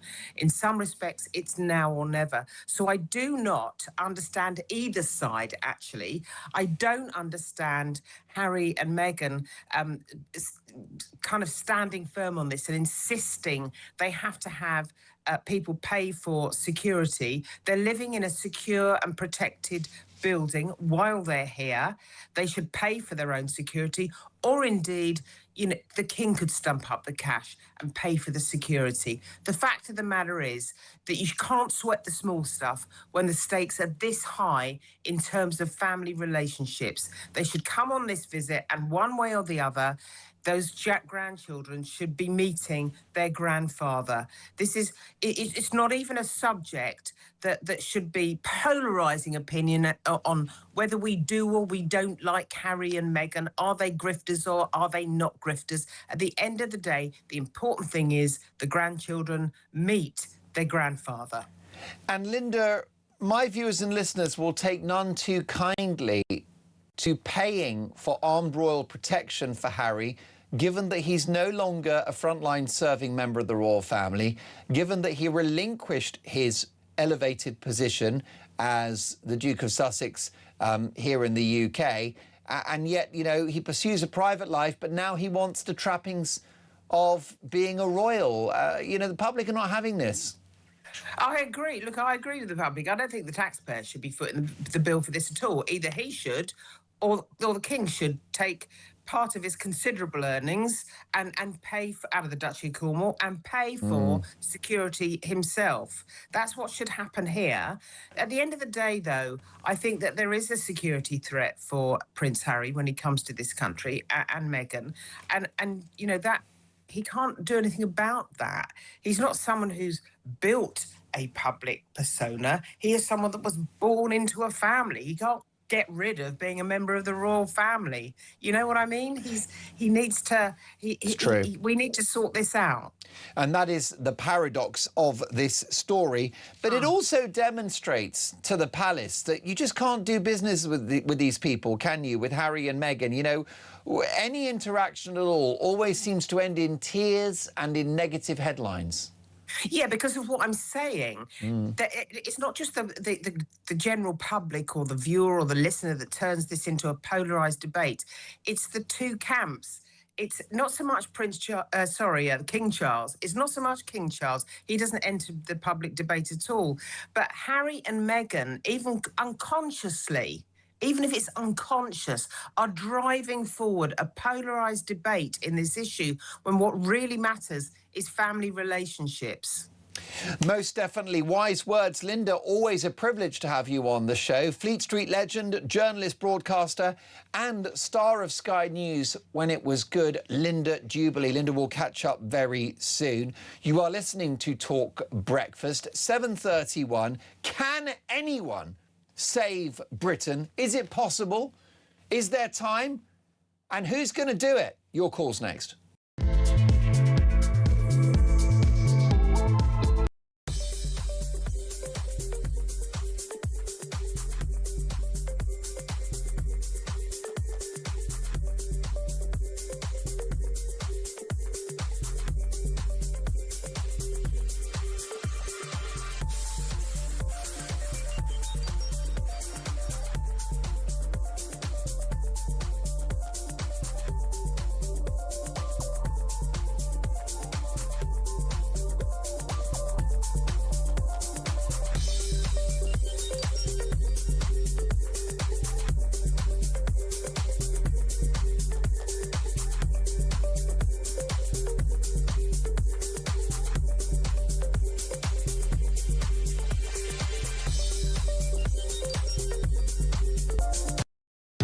across the UK. On DAB+, on YouTube, on your mobile, and on your side. This is Talk. You are listening to Talk Breakfast. Mark Dolan with you, 7:32. Lovely to have your company. I hope you're having a good Saturday morning. What are you up to? Have you had your first cup of tea yet? Are you still slumbered under the duvet? Perhaps you're at the tail end of a working shift. If so, I salute your contribution to the unstoppable powerhouse that is the great British economy. Does Prince Harry deserve armed royal protection? Linda says, good morning, Mark here. Linda from Worcester. I don't agree with your guest, Linda Jubilee. Harry will be protected by armed police when he's with the royal family, as they are protected. My taxpayer pounds are not to be used for his police protection round the clock otherwise. Also, UK police are not guns for hire, either by Harry or the wider royal family. What about this from Dan in Kent? Can Nigel Farage shake off the allegation of sleaze? Dan says, good morning, Mark. Farage having lots of money is fine because his politics are about capitalism. Socialists like Starmer having lots of money is nothing more than hypocrisy. Huey says, good morning, Mark. I'm afraid Farage is getting in deeper and deeper now, as he's long been an advocate for cryptocurrencies and has accepted £5 million from a crypto billionaire and now taken donations from another who's also a convicted criminal. Does anyone really believe that they expect nothing in return? Dave says, Mark, I don't really care about Farage and any funds given, or any other MP for that matter. They all do it to some extent. I'm far more worried about the truly serious things wrong with the UK. And Maggie, Mark, look at what happened to Trump. Court cases, sexual accusations, etc. And what happened? A landslide. The same will happen with reform. David is in Essex. Good morning, David. Good morning, Mark. Thank you very much for joining us on Talk Breakfast. Are you worried about these sleaze allegations surrounding Nigel Farage? No, not at all. I'm British, right? Now, would I want to take money off a convicted criminal, or would I want to take money by persecuting our British troops, our soldiers? Well, Dave, you're right about that, because we have human rights lawyers who will be profiting from Kier Starmer's policy to allow veterans who have served this country to be sued, which is a national disgrace. Yes, and you must make your choice as a British person. What is dirty money? Starmer's by persecuting our ex-servicemen and women, or Nigel taking money from a convicted criminal? Well, Dave, Starmer's lawyer mates will make a fortune from our veterans being sued. They have been, and they still are. Hermer, the little slug Hermer. And while we're at it, Andy Burnham has been in the pockets of footballers in Manchester for years, right? The construction going on in Manchester is all investments by the footballers. Now, he was a mayor. Who signs off all these construction contracts? Hey, let's look into it. Well, Dave, of course, there is no evidence that Andy Burnham was in any way corrupt in regard to these developments, but you're entitled to your view, and I've got no doubt that Burnham, like most public figures, Dave, is not an angel. And this is a guy, Dave, that's never started a business. He's a career politician, and these are the people that have destroyed the country. Yes, indeed, like Macron. Macron, he mixes with the rich. I know. In France, and Andy Burnham mixes with all the footballers, wines and dines with them. By the way, Andy Burnham's wife is a millionaire. You know that. She's a millionairess. See, make it make sense. Dave, brilliant call. You're on fire this morning. Do call me again soon. Dave pointing out there that there are many politicians who should be held to account. One question is whether it matters or not. As long as no law has been broken, do you care about the bank balance of our politicians, and on this occasion, Nigel Farage. Mary is in Hemel Hempstead. Good morning, Mary. Mark. Lovely to have you back on the show. What do you make of this? The front page of today's Sunday Times revealed Nigel Farage secretly funded by a convicted criminal. George Cottrell provided staff, security and housing. The benefits were not declared to the House of Commons. Crypto gambler Cottrell is seeking a pardon from Donald Trump. Does it matter? No. Is that the paper that's labelled the New Pravda? I didn't give a damn about it. Well, the Sunday Times is a newspaper that urged its readers to vote Labour at the last election. How's that working out for them? Well, it's known as the New Pravda, isn't it? Couldn't possibly comment, given that they work downstairs, but you're entitled to your view. I mean, Mary, the bottom line is, Nigel Farage is a public figure. Does he not merit scrutiny? Oh dear, what a lot of Puritans we are, aren't we? Nobody is perfect. I don't care. He's not taken money from the taxpayer. That's all I'm concerned with. It's not like the expensive scandals that we've had. People like Barry Gardner had $500,000 given to him for no reason at all, so I don't know what's the problem. He's a businessman, and this country should be run like a business, really. People should be able to make profits, and the country should be able to make profits. And that's how the mindset of Nigel Farage. And I couldn't care less what other things he's done. We all know he's not perfect, but the others who try to make out they are perfect are proving the opposite anyway. But I don't care. I just want him to get in, and I hope he'll change the country and make us like a profitable business. Well, I think that's an interesting point you've made, Mary. I've got this message from Jonathan, who calls me Tory Mark. Let me tell you, I'm allied to no party. I don't care who saves Britain as long as someone does. But Jonathan says the only people going on about Nigel Farage's finances are Labour voters and Tory voters. Nobody else cares. The Tories are finished. What do you think about that, Mary? Do you agree? Well, I do agree, really. I know Kemi Badenoch is having a good comeback and whatever, but unfortunately there are still many Lib Dems in her party. And so she might be the leader, but they won't toe the party line. It's not in their nature. How interesting. Stay with us if you can, Mary, because Stephen has called the show. Stephen, you're live with Mary in Hemel Hempstead on Talk, the home of common sense. What do you make of this Farage story? Is it a problem? Oh, well, good morning, Mark. Good morning, Mary. I'm in the Dolan at the moment. I'm a nomadic Brit. Yeah, I move around, but I'm very concerned. I was a member of Reform. I resigned about a year or so ago when Nigel said he was going to give tax concessions to crypto billionaires to encourage them to bring their money to the UK.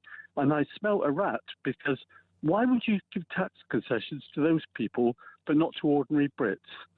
So, do you not want to welcome, Stephen, the super rich into the United Kingdom so they buy their Ferraris in London rather than Paris, Singapore or New York? No, because what people don't understand is bringing funny money in makes things more expensive for the rest of us. If we're going to give tax concessions, do it for the ordinary people, the middle classes, the real people in the economy. I don't care about the rich. Mary? Well, I'm afraid I'm prepared to put all of that aside, because I want something new. I want somebody strong, who's somebody pretty ruthless, because it's the only way we're going to achieve anything, I really feel now. And Stephen, has Nigel Farage therefore lost your support? Nigel has. Funnily enough, Rupert Lowe I still respect. It's unfortunate he left the party, but he's probably too pure to be elected. His views are very honest, and he understands that it's the ordinary people, the middle. If you lose your middle classes in an economy, you lose your society.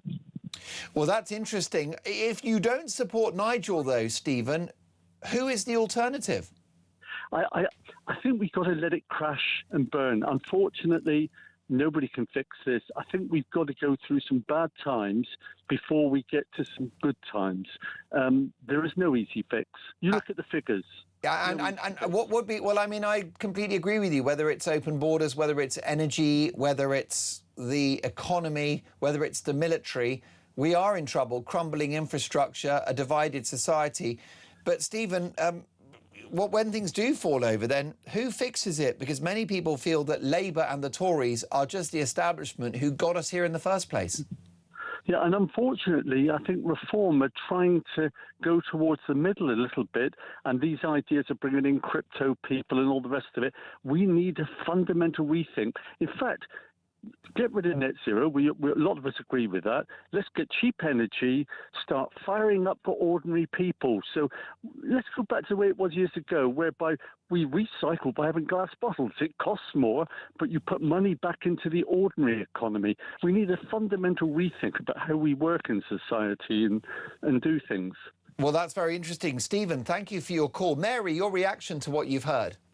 Well, I really don't think we can turn the clock back to what it was, because we've gone past that now. We've got to go forward to something new. And the only thing new I can see is going to be reform.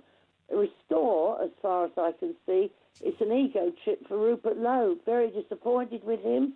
Thought he was genuine, but I don't believe it now. I think he's just got such a hatred for Nigel that he's not prepared to do anything, not to put his country first.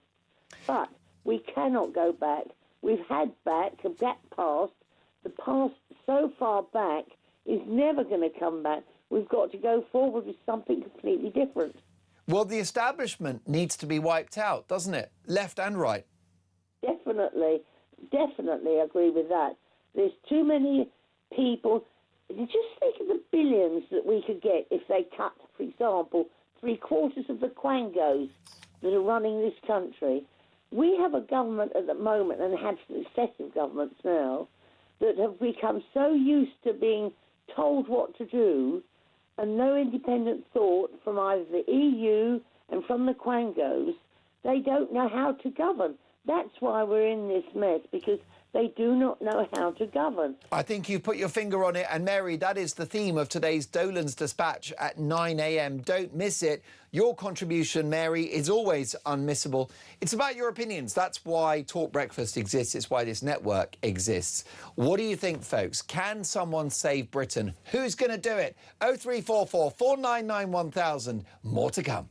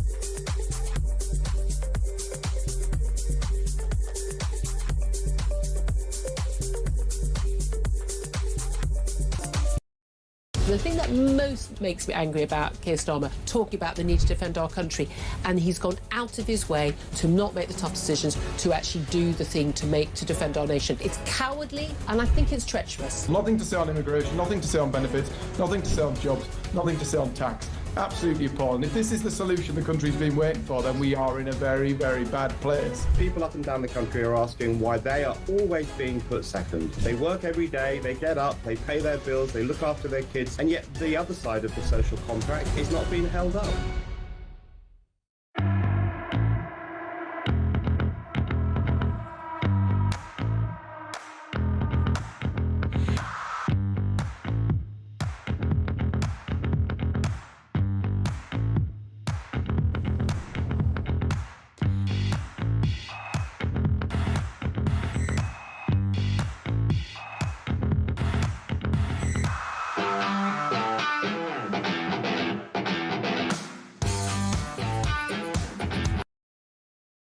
across the UK, on DAB+, on YouTube, on your mobile, and on your side. This is Talk. Can someone save Britain? Is there time? Is it too late? If so, who is the person to do that job? Here's a voice note from Elaine. Hi, Elaine from Bournemouth. About this money thing with Nigel Farage, none of us care. We just care about sorting the country out. It's pretty obvious he's for the working class. He's been for the working class for years. I've been following him for years. Will the party survive if he drops down and Richard takes over? Yes, because everyone knows Richard now. They didn't once. They do now, and they know that he's come from business, which is great, and they know he's for the working class, and they've seen all his knowledge. So, yes, the party will survive with Richard as leader. He created the party. He should go ahead and continue. Great show as always. Elaine, thank you for your excellent voice note. Talk Breakfast 7:48. A devastating headline for King Charles on the front page of today's Daily Telegraph. Meghan and children will not join Harry in London over safety fears. For reaction, let's welcome Talk's royal correspondent Rupert Bell. Good morning, Rupert. Good morning, Mark. What will the reaction be in the palace to the news that Harry will come to London alone? Well, I think it's just all part of this never-ending soap opera. Because will he, won't he? Who's coming? Will they come at the end of the week once he's concluded his business in London? I mean, the whole thing is just a mess of, let's be honest, of Harry's making. He's the one deciding that, yes, of course there will be some level of security, but he wants the bells and whistles version, which he's not going to get. And he seems to think that he won't be protected at all. Now, every assessment is made of if he's coming to this country, but Meghan, and he says, my family will not be safe.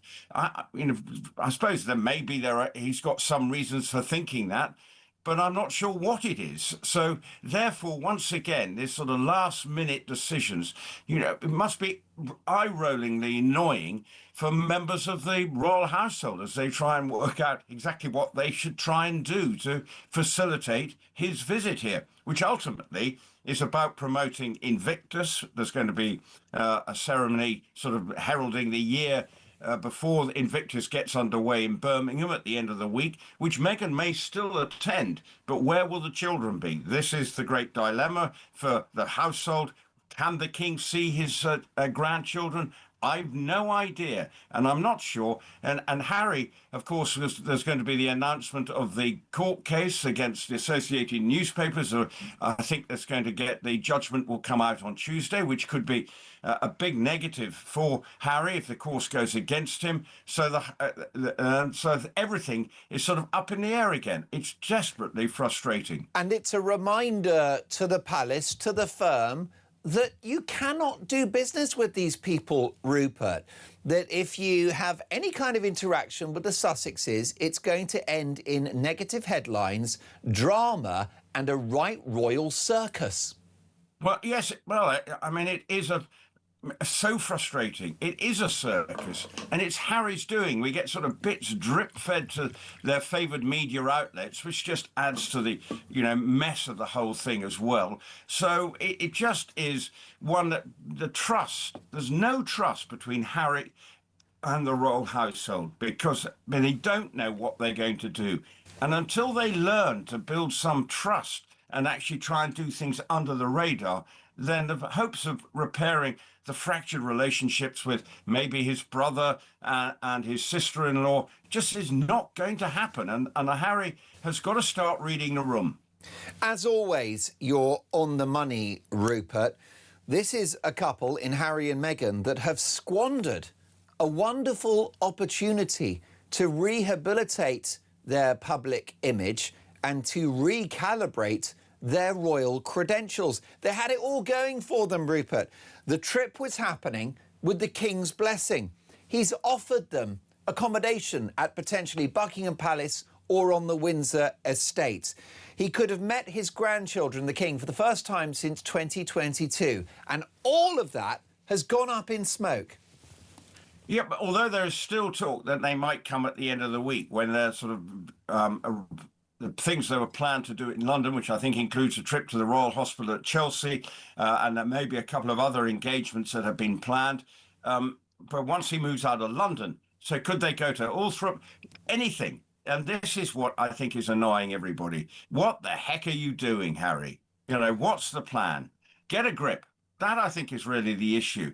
Why do we have to have, you know, will they, won't they, sort of next instalment? And, no, we're not sure. Yes, we're coming. No, we're not. Now we're still not sure if they're coming at the end of the week. So the whole thing is just a soap opera. And it's a soap opera of Harry and Meghan's making. And I think, for some extent, they like it because it creates a noise around them. Yes, and what it does is it perpetuates the victim narrative to which Meghan Markle is so attached. This is more material, isn't it, for a future documentary or a future book? Oh, we wanted to come to England for the King to spend time with his grandchildren, and they wouldn't facilitate our security. You know, this unfortunately is grist to the mill for the Sussexes. Absolutely. And, you know, I'm sure if there is a book or another documentary, this will be reflected in it and show and say, well, this is why we left, because we got no help from the royal family and they were prepared to put our lives at risk. I mean, that's the way they see it. Is that the case? I'm pretty sure, you know, other members, you know, the Princess Royal, yes, when she's on official duty has security, but when she's in a more private capacity, security is right down. Of course, there's will be some level of security around the members of the royal family, and that includes Harry. But of course, he wants to be seen driving around London with the sort of full outrider effect that his brother and other senior members of the royal family have. Well, I think that you are not, Rupert, indulging in a conspiracy theory there, because I have it on good authority from Ken Wharf, a man that you know very well, Diana's former bodyguard, who spoke to me just a few days ago on my YouTube show, The Mark Dolan Show, which is all about the royals. And Ken Wharf, Rupert, said that this is not about security and it's not about safety. It's about Harry's ego, that he wants the cop cars and the blue lights and the police outriders. Ken Wharf said that there will be the bodyguards of the Sussexes who will have a liaison with the UK authorities. He also said on the record, Ken Wharf, that there's no way that the authorities, that the police or that King Charles will allow Harry and the family to come to harm. I mean, we all know that. So it is an ego thing for Meghan and Harry. They want to feel that they're still so important that they need to have absolutely everything. And I think Meghan's the one, ultimately, who craves this sort of centre of attention around her. And this adds to it by having the sort of full security outrider. Look at me, you know, how important am I? Yet they're not. They're no longer members of the royal family. Yes, he's coming to promote Invictus, which I absolutely agree that is such an important thing that is done and what its objectives are. And same if he's going to Royal Hospital, Chelsea, you know, again, all good news for those particular organisations. But the whole story around it takes the gloss off it with all the narrative around their security. It's a mess. And Rupert, I know that you're very interested in the views of our audience on this one, so let's take a voice note, if we can, from Sally. Good morning, Mark. Regarding Harry and Meghan's visit, when it was first mooted that Meghan might be coming, I thought never. She will never set foot in Britain again. And it was just an enticement to His Majesty the King. She is a wicked person for doing that. He should see his grandchildren, and Harry should bring them, whether Meghan comes or not. I think it's absolutely dreadful. Poor man. Now, Sally, that's very strong language in regard to Meghan Markle. The Sussexes would deny what you've said, but you're entitled to your view. And that's the problem we've got, Rupert, is an angry public who have had it up to here with the Sussexes. Well, it's just getting boring and tedious now. I think people are, just saying, "Oh, here we go again." It becomes a sort of, you end up just thinking, fatigued by the whole thing, because you can't actually think. There's always some drama surrounding Harry. Now, he would say, "Well, this is not my fault. I just want that, and I think I'm entitled to it."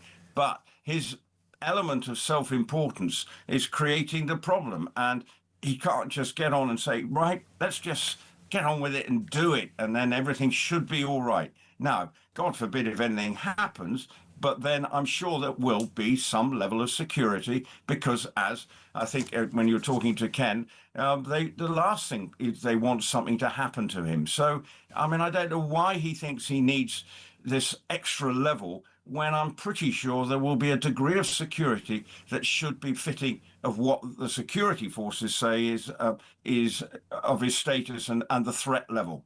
Now, Rupert, you're one of the busiest men in broadcasting. Not only are you Talk's royal correspondent, but, of course, an elite-level sports broadcaster at talkSPORT, the world's biggest sport radio station. The England game, it's going to be 1 a.m. against Mexico. We were hoping, weren't we, that thunderous weather would move it forward slightly, but it wasn't to be. That sounds like if FIFA's got themselves into a right mess around this. 1 minute we're thinking it's coming forward because they say the threats of thunderstorm was going to put the match in jeopardy. But then in a sort of mad 6 hours, suddenly FIFA then backtrack on. There was never any official statement, but it was there was coming out from well-sourced journalists in Mexico who believed that they were going to make arrangements. Now that around a match there's going to be unprecedented levels of security. I think 7,500 policemen will be on duty. So it's going to be a match filled with tension, potentially off the pitch.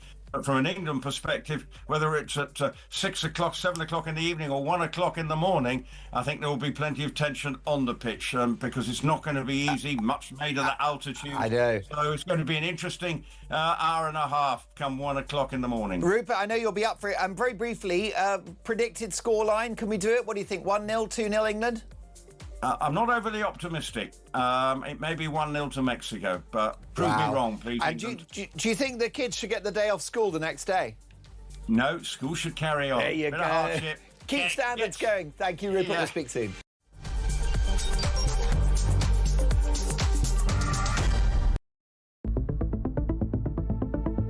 The question my party is asking now is whether I am best placed to lead us into the next general election. I have heard the answer of my parliamentary party to that question, and I accept that answer with good grace. Every decision I've taken has been about putting the country I love first. That is why I will resign as leader of the Labour Party. Well, you know what? In the end, he did do the right thing, and there were some achievements, and he's an honourable man, and he cared about public service. Guys, that's not what happened just now. In the last half an hour, Kier Starmer resigned, and he resigned because he was pushed. Most of his issues, most of the things which have damned him from, let's face it, within days, within weeks of him becoming Prime Minister back in July 2024, or of his own making. They were things he chose to do, cutting the winter fuel allowance, damning everybody who wanted to have a public inquiry on the grooming gangs as jumping onto the far-right bandwagon, the two-tier policing after the Southport riots. This man brought it on himself. He was not a good Prime Minister. There was two things on that manifesto. One was a picture of Kier Starmer and the word change. Well, promise made and promise delivered in that sense. If he's got, let's be honest. But look, I don't really want to make light of it, but I am cheesed off, Julia, because what we promised in opposition was competence, and it's been anything but. I'm embarrassed. I'm really, truly, honestly, I am embarrassed because I did think we would be competent. We've not been. I've no idea whether there'll be a contest or a coronation. But what I do know is the British public have simply had enough of political parties chopping and changing their leaders at will. We vote for somebody in a general election to be our Prime Minister. We expect them to serve their term. And barring ill health or exceptional circumstances, what is going on here frankly, is reminiscent of a banana republic that has totally devalued the very process of general elections and democracy. We at Reform demand a general election.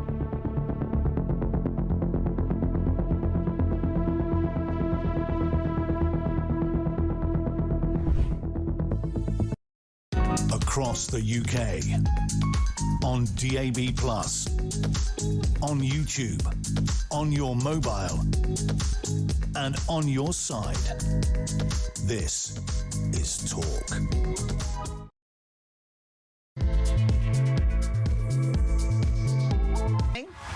Happy Sunday, one and all. Mark Dolan, Talk Breakfast. It's good to be back. My thanks to the brilliant Ian Collins for deputising yesterday. Ian's back on Talk tomorrow at 1 p.m. And breaking this morning, Labour collapse into civil war with party grandee Tony Blair blasting Andy Burnham, saying you cannot tax your way to prosperity. With concerns about a £15 billion military black hole, no plan for illegal immigration, cheap energy or growth, is the Burnham premiership over before it's even started? What a mess. Meanwhile, more chaos in the royal family as Prince Harry refuses to take Meghan and the kids to London to meet the King. Just how much more damage will the prodigal prince do to the British monarchy? And my question to you this morning is a simple one. We've got a country that lives beyond its means, permanently in the red, navigating slowly towards bankruptcy, the highest energy costs in the developed world, open borders, a divided society, a hollowed-out military, crumbling values, social disorder. So here's a question. Can anyone save Britain? Is it possible? 0344 499 1000. Text the word TALK and your message to 87222 or leave us a voice note. Can anyone save Britain? Because by God, we need it. I'd love to, but I'm busy hosting Talk Breakfast. And I'm locked in a golden handcuffs deal with Talk, the home of common sense. I've signed on the dotted line, right? In blood. There's no escape. But seriously, can someone save Britain? Who is that person? 0344 499 1000. Can it be done? So much to get through. You can hear us on the radio, DAB+, in app and online. You can also watch the show. Head to YouTube, search Talk and Up We Pop. And Nehar is directing our TV output. The front pages, the Sunday Times, revealed Nigel Farage secretly funded by convicted criminal. George Cottrell provided staff, security and housing. The benefits were not declared to the Commons. Crypto gambler Cottrell is seeking a pardon from Donald Trump. Now, there's clearly an agenda against Nigel Farage at the moment. We've had the leaked news that he received £5 million from a crypto billionaire before he re-entered public life. Does it matter? Do you care? If no law has been broken, is it a problem? Let me know your thoughts on that one. Let's take a voice note on that very subject from Dallas. Good morning, Mark. This is Dallas here in a very cold Botswana, middle of winter here. The Nigel Farage derangement syndrome is reaching a crescendo with the British media. They just don't understand. People don't care. That man deserves to walk into number 10. He's put in the hard yards, and he's just taking a lot of flack at the moment. But regarding Kier Starmer and his gifts from Lord Ali, there's one thing that was never discovered, and that is why Lord Ali had a Downing Street pass for several weeks or several months. And it came out that he had that pass after Kier Starmer's gifts were discovered. But to this day, we don't know why he was given that pass or what he actually did with it. There was no such scrutiny on him as there is being put on Nigel at the moment. Interesting. Anyway, enjoy your day. Bye. Dallas, you smell a rat, and so do I. Let's not forget it was the US establishment that did lawfare against Donald Trump, plus most of the US media were against him. Did it work? No. he achieved a landslide victory in November 2024. The truth is that I wonder whether this helps Farage because it establishes his credentials as an anti-establishment figure. He's a naughty boy. He doesn't play by the rules. He's got a few quid in the bank. He likes money. He's an entrepreneur. It won't matter because the great focus of the people of the United Kingdom is inflation and the cost of living and the cost of filling your car with petrol, the highest energy costs in the developed world, open borders, a hollowed out military, a country that lives beyond its means, the cult of welfareism. What about this statistic, folks? 600,000 people in this country are better off sat at home chewing down Domino's pizza, watching Loose Women, drinking Diet Coke than going to work. It's an absolute scandal. More front pages to come. Donald Trump has celebrated 250 years of US independence. Here's what he told the people of America in front of the White House. The American dream still lives and the American flag still flies more proudly than ever before over the people who will not quit, the nation that will not fail, the country that will not fall. No matter how hard the enemy tries, we cannot be beaten. After 2.5 centuries, we know that this is not an ending. This is only the beginning of the golden age of America. And together we will make America bigger, better, and stronger than ever before. I promise you that. No one is saying Donald Trump is perfect. He's unpredictable, mercurial, thin-skinned, narcissistic, pathologically dishonest. None of those things are untrue. But let me tell you that in the last year, America has achieved $800 billion worth of inward investment. In a year, folks, almost $1 trillion has gone into the US economy from overseas. Wouldn't we like a piece of that? This is a guy that closed the southern border. 12 million people entered America illegally over 4 years under Biden. He's closed the border, the equivalent of the boats in the Channel. This is a guy that has effectively disarmed Iran and sent them back by at least a decade. So he ain't perfect, but he's got two redeeming qualities. He loves his country and he puts his people first. We can only dream. Heather is in South Ayrshire. Good morning, Heather. Hello, Marky. How are you? Oh, I'm so well, and thank you for calling me Marky. Only my favourite people call me that. Yeah, I always watch your show every weekend. Oh, well, Heather, it's lovely to have you watching. What makes you watch rather than listen? About Donald Trump. Oh, yeah, go for it. He's got charisma. He's got style. He's got panache. He's got a good-looking wife who's a classy woman. And Nigel Farage is a bit like Donald Trump. And both Nigel Farage was the kingmaker of Donald Trump when he got in the first time when he was in America with Donald Trump was Nigel Farage. And that's what Nigel Farage is. He's a businessman like Donald Trump. He's got that MAGA base. And when I've been watching Nigel Farage's conference in Birmingham last year on YouTube, and I was blown away how he does all these conferences with the smokes and all the sparkles, like fireworks. He does it big and large like Donald Trump, and that's what we need. We need somebody who's got charisma, who's got style, and who has got this MAGA base of galvanizing people in mass drove.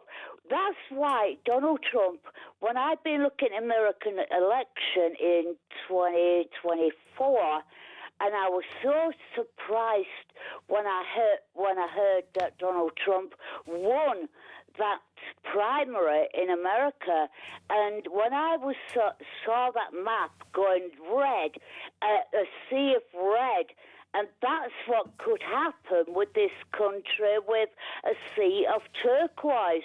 You never know what the outcome of any general elections will be.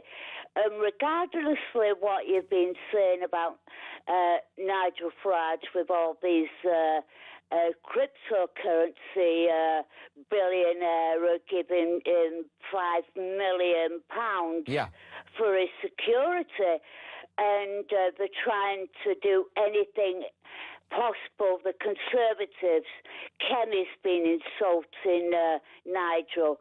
He's been insulted by Ed Davey, the Democrats. He's been insulted by Kier Starmer on the Labour.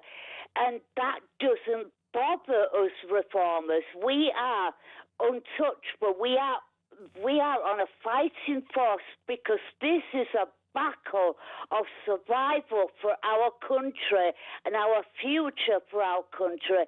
We cannot go on the way we are going with an incompetent Conservative government for 14 years. They've totally messed everything up military. They've messed everything with the borders. They didn't shut down the borders. They could have had the opportunity of coming out of the European Court of Human Rights. They could have easily abolished human rights, the Conservatives. Did they? Did they? No. Did Boris Johnson? No. Did Rishi Sunak? Did it? No. Did Liz Truss did it? No. Did David Cameron? No, he was a coward. He chose to bow out because he lost that referendum for coming out with the EU. Did Theresa May? Oh, God, Theresa May, don't get me on with her.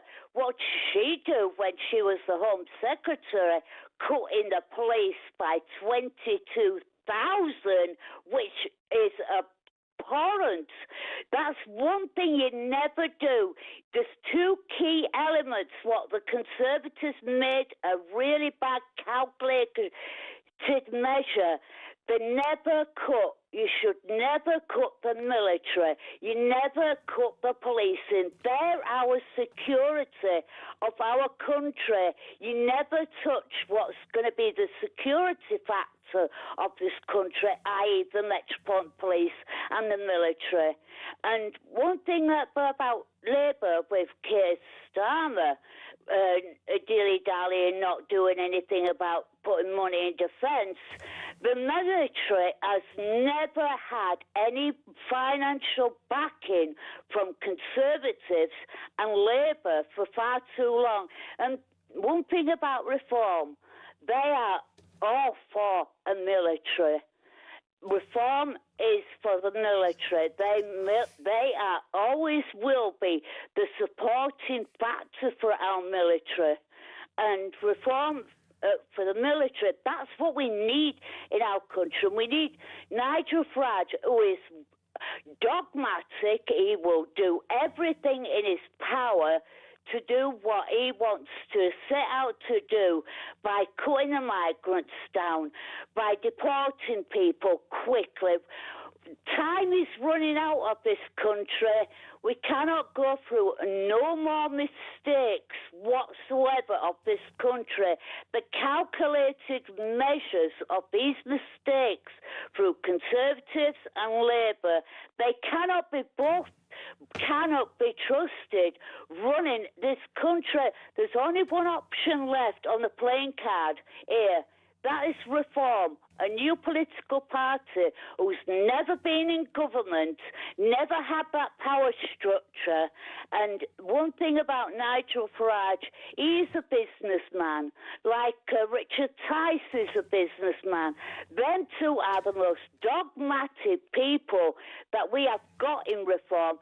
They will make sure. And they have also admitted if they're going to make any mistakes, they correct the mistakes, because those two are troubleshooters, because they know how to run a business.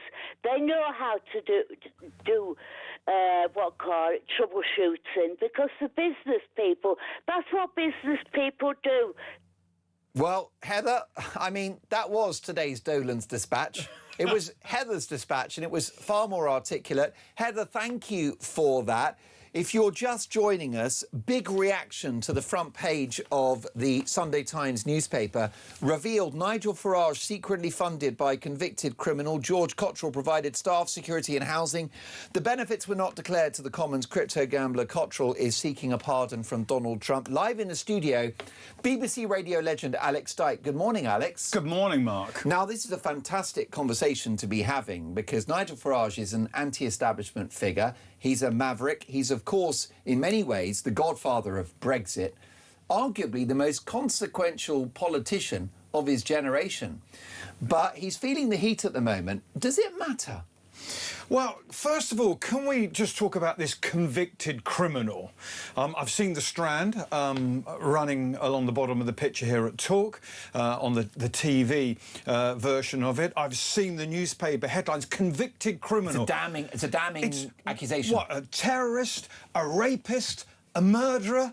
No, this guy is a gambler. He's a crypto gambler. So obviously, he's not a dangerous man. He's a young multi-millionaire, I would assume, who may have done something dodgy. He is not a convicted criminal in the way that most of us would think of a criminal who is a danger to society. This man is not a danger to society, but I admit that Nigel did look... I think he's made a big mistake. I mean, he never drops the ball, Nigel, does he? He is brilliant with the media. And you're an expert on communications. You've been on BBC Radio for decades, and you know about how to get your point out there. And Nigel, no one better than doing that. But you feel that on this occasion he's not handled it right. He is the best. He is the best of the best. However, when he was asked about the £5 million, instead of... So if you'd asked me about the money, what am I going to do with it, I would say, Mark, with the... I'm going to be as polite as I can, Mark, but I'm not going to discuss it in public. That's between me and my family. I wouldn't say to you, like Nigel did, none of your business. He was prickly. He was defensive. It looked like he had something to hide. So, none of your business. I'm shutting it down. If he had taken the moral high ground and schmoozed the interviewers a bit more, like he usually does, this wouldn't look so bad for him. When they say, how much have you spent on this for your personal security, he should have deflected that in a better way. But it's worth saying that when you think of the spectacles and the suits that Kier Starmer had and the clothes for his wife and all of that, tickets to the Arsenal. I mean, what an Arsenal he is. And Taylor Swift. Up the Arsenal. And Taylor Swift tickets. David, will you please behave yourself? It's a family show. And Taylor Swift tickets as well. These were all goodies. These were all goodies. These were all nice things to have. These were all bonuses. Nigel accepted security, drivers, staff and some accommodation. So why are we giving Nigel such a hard time when he hasn't done as much taking as Kier Starmer? That's my point, and I don't care about the £5 million. If I knew someone who was rich and wanted to give me £5 million and it predated my run for Parliament, I wouldn't be bothered, and I don't think the British people are bothered. Maybe some of the very jealous lefties are, but the people that Nigel is after, the people that support Nigel, I don't think they're going to care. And I think this story will be... it's not going to be tomorrow's fish and chip paper, but in a month's time, we'd have all forgotten about this. Will Nigel Farage ride out the sleaze storm? Does it matter? I need to know what you think about this. Do you care about Nigel Farage's bank account and who's given him money or not given him money? Notwithstanding breaking the law, clearly, we will never accept a public figure that has broken the law. But if somebody has been gifted cash by a wealthy ambassador, a wealthy donor, is it a problem? Will Farage ride out the storm? Yeah, let me know your thoughts on this. 0344 499 1000. Talk Breakfast. Don't go anywhere.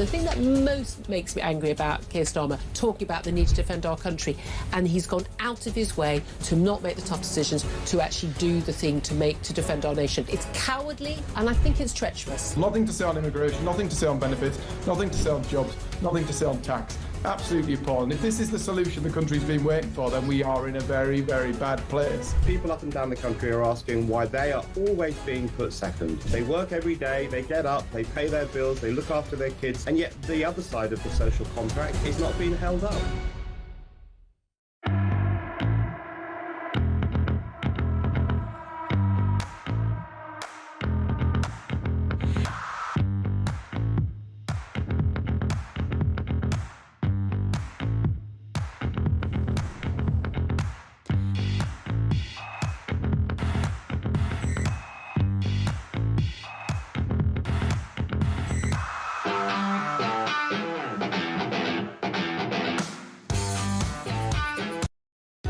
Across the UK, on DAB+, on YouTube, on your mobile, and on your side.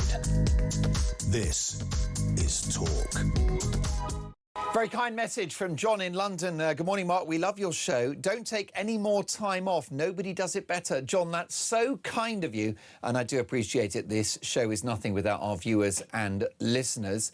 What about this from Carl? Dolan, are you pushing the News UK agenda? Get rid of Nigel Farage. You keep bringing this up, Dolan, and it's boring. Nobody's listening. Let's bring down Nigel. I don't think so.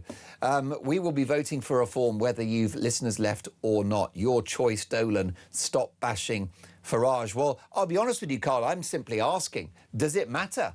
Does it matter that he receives money from a wealthy entrepreneur? I don't know, and I'm seeking the answer from those watching and listening. Good morning, Mark. I voted reform. Do I care?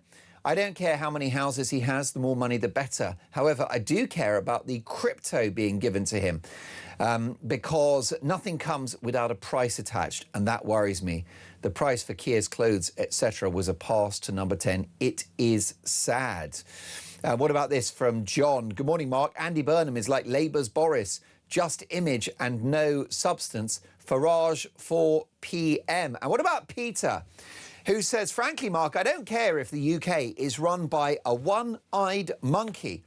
But if they get it right, I don't care who they are or how many gifts they get or football tickets, etc. We need something different now. Well, that's the topic of today's Dolan's Dispatch at 9 a.m. I think the entire establishment have got to go.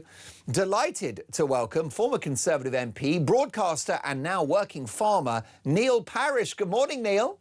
Good morning, Mark. How are you? Very well. Great to see you on the show. You're live with BBC radio legend Alex Dyke. Do you think that this Farage sleaze scandal will blow over? I think it will. I think Nigel's looking a bit sort of he's not handling this like he normally does in his normal way and sort of just brushes it away. And I think he needs to be a little bit more open about the money. And I think it will blow over. But it's beginning to become just slightly accident prone, isn't he, on this one? And the trouble is, all of this stuff. Yes, you've got good, very strong reform supporters who will not be put off by this, but some that are perhaps thinking of voting reform and not sure, these are the people that he has to be careful with, and I think that's where he's starting to have a problem, because there's several things coming up one after the other, and in politics that's what damages you, not necessarily one particular item, but if there are several that come up, people start to say, oh, no smoke without fire, what's this man up to? Some of these people that he are dealing with don't look terribly kosher, and this is what does the damage. Now, we know, don't we, that Andy Burnham is not going to hold a snap election, Neil, so he may well go the full length of the term, which would be summer 2029. Will this be forgotten by then, or does it get sort of priced in with Farage's brand and public image? I think it'll be forgotten by then, as long as other things don't come out in the meantime. I think, people's memories are very short, and people move on, and rightly so. Does this help Farage then? Does it help to have these headlines now rather than on the eve of an election, Neil? It probably helps to have them now, but I think they need to be settled, because otherwise, if they're not settled, they just carry on and they're regurgitated closer to the election. So it's something that he needs to sort out and shut down, as the saying goes in politics, because, like I said, the thing with politics is it's the length of time that a thing is a story that matters. You notice when you get resignations, if the story lasts for 3 or 4 days, then the resignation is almost immediate. And so this is where he needs to be careful. And I think he probably needs to be a little bit more careful, dare I say it, who some of his friends are, because I think politically that will come back to bite him if he's not at all careful. Well, let's, if we can, Alex Dyke and Neil Parish, take a voice note from Hev on regard to Nigel Farage and this sleaze scandal. Good morning, Mark. Hev from Kent. Yeah, Harry doesn't need armed security. All he has to do is jump in a helicopter from when he lands in his plane and land on the lawn of whichever property he's going to. And as for this business with Nigel Farage and money and, convicted criminal and all that, well, I'm absolutely sure that Labour had a convicted criminal stand for MP. I'm not even sure if he isn't an MP now. I don't know. But anyway, double standards, of course. What else would you expect? And people will do anything to bring Nigel down, including Rupert Lowe. And Rupert Lowe lost my vote when he was asked what would he do if Labour or the Greens got into government, and he said he'd be out of here. So that's not, to me, that is not somebody who wants to stand and fight for this country. So, yeah, I'm all Farage now. I trust the man. Well, that's very interesting, Hev. And Alex Dyke, there is an argument to be made that this so-called sleaze scandal helps Farage because it looks like a witch hunt and it builds up his image as an anti-establishment figure. Yeah, there may be some truth in that, Mark. I mean, Nigel was the first one when he started getting a much, much bigger profile to say, look, I'm not perfect. Like Donald Trump, he admitted that he wasn't perfect. You look at Kier Starmer, when he got into power, we're the good boys, we play by the rules, we don't cheat, we don't scam, and of course they did. MPs have a habit of being a little bit dodgy. We know that from just about everybody who's been in power. And in fairness to them, if they went back through your life or my life, if journalists did that, they could find things that might not look so squeaky clean about us and just about everybody else in the country. I think that this will blow over within 4 weeks. Wow, well, that is a thought, isn't it? More to come on this. Do you care about Nigel Farage's bank balance? Can he ride out the sleaze scandal? Does it matter? 0344 499 1000. Politics legend Neil Parish is back after the break, and icon of BBC Local Radio, the one and only Alex Dyke, plus your calls. Talk Breakfast, 8:30. Don't go anywhere.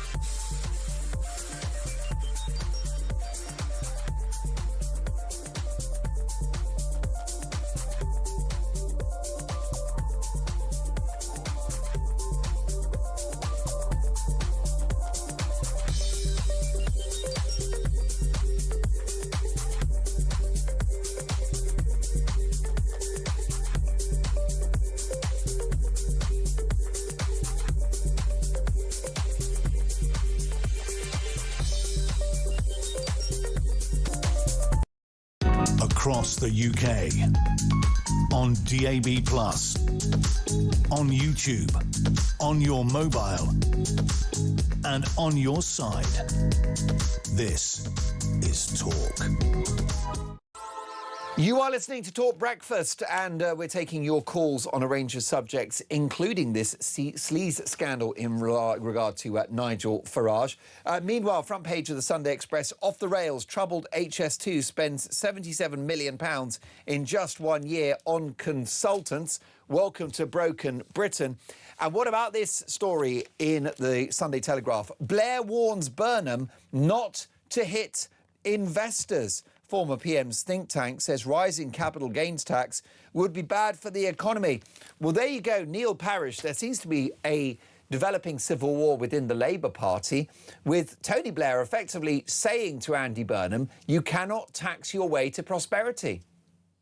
Well, yeah, I mean, I think what we've got with Andy Burnham, and we've said this before, is we've got a socialist, haven't we? And he is going to find all sorts of ways of taxing business, taxing individuals, putting out, more people paying a tax on their homes, 1.5 million, and a lot of people in London. You don't have to be a very big house in London to reach that level. So I think Andy Burnham's going to have to be very careful. And of course, the difference between sort of Tony Blair and Andy Burnham in political terms is probably almost a difference between a Conservative and Labour, dare I say it. And so I think that's the real issue. And it's going to be fascinating to see because, he's talking about hitting capital gains, Andy Burnham, everything that is wealth creation, and then you go on to invest that money into business. It is a real problem for Andy, and I think he talks a great deal about regionalisation, which is fine, but it won't fix the economy, and it certainly won't fix it in a hurry. And that's the problem I think Andy Burnham's going to have, because I think after a little while, cost of living, all of these things will catch up with him. He'll have put more taxes up, and people want to feel better, Mark, and I don't think necessarily putting people's taxes up makes them feel better. Whether it makes those that are not paying the tax feel better, I suppose, that's what he's hoping. It's a real political manoeuvre between the haves and the have-nots, I'm afraid. That's where we are, aren't we? We're back to 70s politics. That's where we are. Most definitely. Alex Dyke, do you think that Andy Burnham is ready to be Prime Minister? Well, he's been Mayor of Manchester, Greater Manchester, since 2017. I think he spent 15 or 16 years as an MP before that. He should be ready, shouldn't he? I mean, maybe he's been taken a little bit by surprise, because I think he thought he was going to have until the end of the summer. So maybe he's taken a little bit by surprise at getting his stall set out, but he should be able to hit the ground running with all of the experience he's got. Don't get me wrong, I am not looking forward to it. I just think it's going to be tax, tax and more tax, and I'm not a big fan of Number 10 North. I understand what he's doing, and it's going to be very, very good for people in his region up north, but he is alienating the East and the West and the South. So he's actually taking 3/4 of the pie, or maybe bigger, and alienating them for his home ground. And I think that's going to be dangerous. Yeah, what do you make of the Number 10 North, Neil? Yes, I was out yesterday in Honiton. We have a sort of by-election for the council there, and I was out helping the Conservative candidate. And it was interesting. There was no sort of Burnham bounce there, and they are very concerned about, how much Andy is actually going to the north, basically. And, West Country, especially when you get into Devon in Cornwall, and Somerset, we always feel unloved. And that's the problem Andy's going to have. Lots of parts of the country will feel unloved. And also, it's lots of the parts of the country where there are many, many seats. And so, politics is all about not only the message, but how it resonates across the country, and also resonates where the number of seats you need to win in a general election. Because let's face it, this is what Andy Burnham's all about. This is why he is replacing Kier Starmer. This is what the Labour Party wants to do. They want to win the next general election. And I think the problem is also, Mark, as you said earlier on, he's not going to go early to the polls. So his honeymoon will be well and truly over, if it lasts last very long at all, and that is going to be a big problem, I think. So yes, no, down in the West Country where I represent and represented, I'm assure you there's no form of Andy bounce at the moment. Oh, well, that's interesting. It's going to be a short honeymoon, isn't it, Alex? I think so, and also I think Andy's got the, and he's much better with the media than Kier Starmer is, and he's younger and he's more dynamic. But that he's nearly as good looking as you. Well, maybe, but that only takes him so far, and he's way, way, way below Nigel Farage in the way that he communicates. But I think this number 10 North is a bit like a club, and he's thinking of a region rather than people like Neil in the West Country and places like that do feel cut off. They feel cut off enough from London. Imagine how you're going to feel cut off from, you know, Torquay to Manchester. Well, I think that's a really, really fair point, isn't it? Meanwhile, Neil, Donald Trump has addressed the American people on the 250th anniversary of their independence. And I'll be covering this in Dolan's Dispatch at 9 a.m, Neil. We know Donald Trump's not perfect. He's dishonest, he's a narcissist, he's an egomaniac. But he has two redeeming features. He loves his country and he puts his people first. Let's take a listen to the orange one. The American dream still lives and the American flag still flies more proudly than ever before over the people who will not quit, the nation that will not fail, the country that will not fall. No matter how hard the enemy tries, we cannot be beaten. After 2.5 centuries, we know that this is not an ending. This is only the beginning of the golden age of America. And together we will make America bigger, better, and stronger than ever before. I promise you that. A positive message, Neil, one we could do with here in the United Kingdom.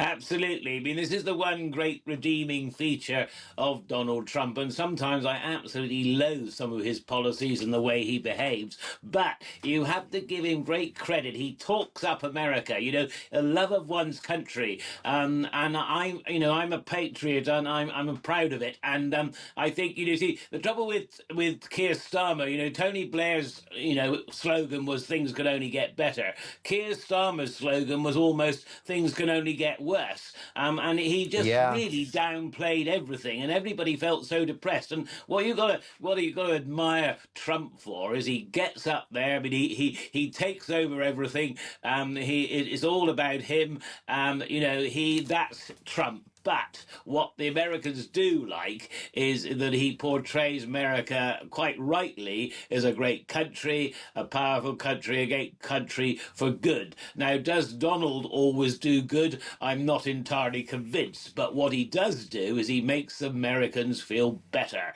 And my goodness me, we could do to feel better. I think Andy Burnham will make us feel a little bit better, but it'll be for how long, won't it? Briefly, before we let you go, Neil, what are your latest thoughts on the current state of the Conservatives? Yes, I mean, we've got a battle to be had, and I think we've got to sort of work out whether are we going to do a deal with reform, and because what we don't want to do is start a whole period of inward reflection as well. And of course, if Labour does have a bounce, all of these things put pressure back on the opposition parties, and so the Conservatives. I mean, I'm still a great believer in Kemi Badenoch, and I think we just got to make sure we have a clear direction of travel. Otherwise, the last thing people will want to see us is history repeat it ourselves, and we certainly did a lot of infighting before, so we have to be very careful. Neil, it's always the greatest joy to have you on the show. Thank you so much for making time on this busy Sunday morning. You're a working farmer as well as broadcaster and political commentator. We'll catch up soon. Good luck with those cows. Keep an eye on those heifers. I've never seen udders like them. Live in the studio, speaking of udders, by the way, and things you'd like to squeeze into a bucket. Oh, my goodness. Big Alex Dyke. Yeah. So what do you think about Donald? We know he's a lunatic, fine, but he loves his country and he puts his people first. Look, with social media, Mark, We know what's going on, or we think we know what's going on around the world, everywhere. It is a constant noise, made worse by people like you and me. Oh, I mean, I am the worst. In the media, right? Imagine if Churchill was here now. We might not think... We remember Churchill as being kind of cuddly and pompous, but getting things done. And we know he was a heavy drinker, but we know he was not perfect. Right? Now, a very flawed man. Yeah. Now, I'm not actually comparing him to Donald Trump, but I'm just saying if we knew more because of social media about people like him, we might not think so warmly of them. Now, the difference between Nigel Farage and Donald Trump is Nigel is not his own worst enemy. OK, he's had a stumble. He's on the ropes over this £5 million. Donald Trump is his own worst enemy with the media, and it kind of dilutes the good stuff that he's done. And let's just give you a few bullet points, because I wrote these down before I came in this morning off the top of my head outside in the office. Strong economic growth for the United States of America. Nobody can deny him that. Massive tax cuts for the United States of America. Border security focus. He's really focused us on that in two different terms. And he's put pressure on NATO. Now, I used to be a big fan of NATO, but these days I think they're a bit like FIFA. But he's done that, increasing defence spending, putting pressure on other countries to increase their defence spending. Politicians, great politicians, aren't meant to be our friends. You don't have to want to like them. You might want to go down the pub and debate with them and drink with them, but you don't have to like them. And Donald Trump doesn't care whether you like him or not. What he does care about is the United States of America. And for that, and for what I've said, he deserves to be listened to. And it seems that we have a political establishment in this country that loathe Britain. Because they've tried to give away the Chagos Islands and we were going to pay for the privilege. We've had net zero policies that won't save the planet and won't stop climate change, but which are deindustrialising the country. We've got open borders, which is an egregious assault on our national identity, and it's an economic and national security disaster. So all these policies are against the people.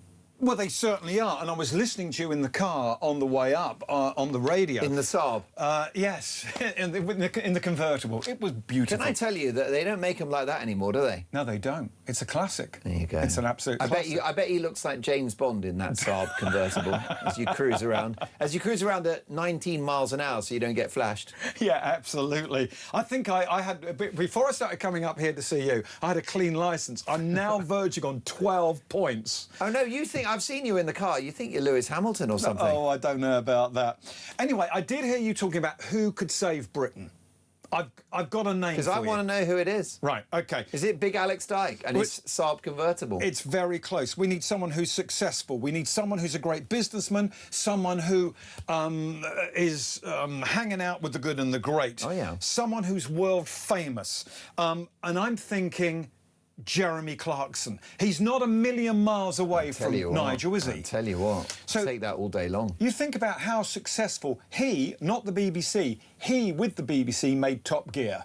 Then it was nearly all over, so he goes on to do the Grand Tour and Clarkson's Farm, that are massive, massive hits. In fact, the only reason they did Clarkson's Farm is because we were in lockdown, so he made the best of a very negative situation. And from that, he's got YouTube and a live tour and his shop is not just a farm shop. It's a massive international brand. Everything that man does, right, who wants to be a millionaire and he's just signed up for another 2 series. But there you go. He's interested in politics. He cares about Britain. He cares about the countryside and farming. And he remembers what it was like to grow up in Britain when Britain was still great. My suggestion for making Britain great again is Jeremy Clarkson. Now, that is fascinating. And actually, it's not out of this world as an idea, because Donald Trump was a reality TV star when he became president, because, of course, he was the host of The Apprentice. Exactly. And therefore, it's not impossible that a public figure, celebrity type,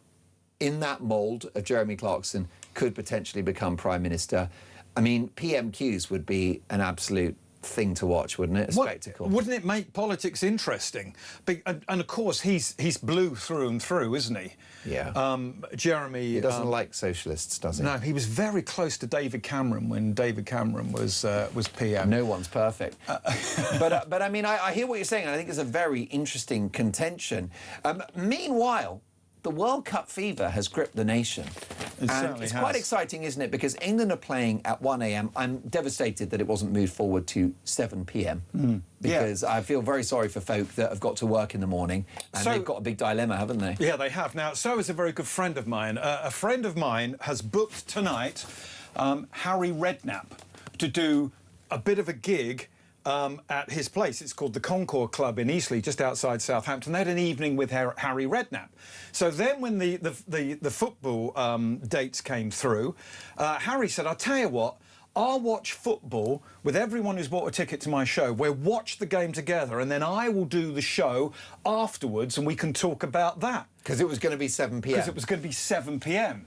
Now they're going to do the show, and I doubt Harry will wait until 1 a.m. Yeah. But can I tell you my little football goodie that I got out of the... it's not mine. I got it out of the Mail on Sunday, page 7. This is a really interesting story. So this is about hat-trick hero Jeff Hurst has joined the bid to recover Bobby Moore's 1966 winning football shirt, the most famous football shirt in British soccer history, right? So it says World Cup legend Sir Jeff Hurst today joins the quest to recover Bobby Moore's famous red jersey. It's the 1966 hat-trick hero who's got involved, urging whoever has the shirt to give it back to the Moore family. Now, this is Tina Moore, Bobby's amazing wife, lady. Yeah, who he was married to, who hasn't seen it for years, and she said the number 6 jersey was last seen in her attic some years ago and now belongs to quite a well-known businessman who's got the shirt, and she wants it back. But I'm thinking, well, hang on. How can you have Bobby's shirt up in the attic somewhere? How can you lose it, Tina? It's a shocking thing. Let's win the World Cup and bring it home, and let's bring home Bobby Moore's shirt as well. A true British sporting legend. Alex, come and see us again soon. Fantastic to have you in the studio. Loving you on Planks of the Week, by the way. Yeah, I'm not Plank of the Week, I'm just on it. No, you are. Well, you're brilliant on it, and you'll find that on YouTube. So much more to come. The brilliant Annunciata Rees-Mogg is next. Let me tell you, she's not pulling her punches. 8:49, Talk Breakfast.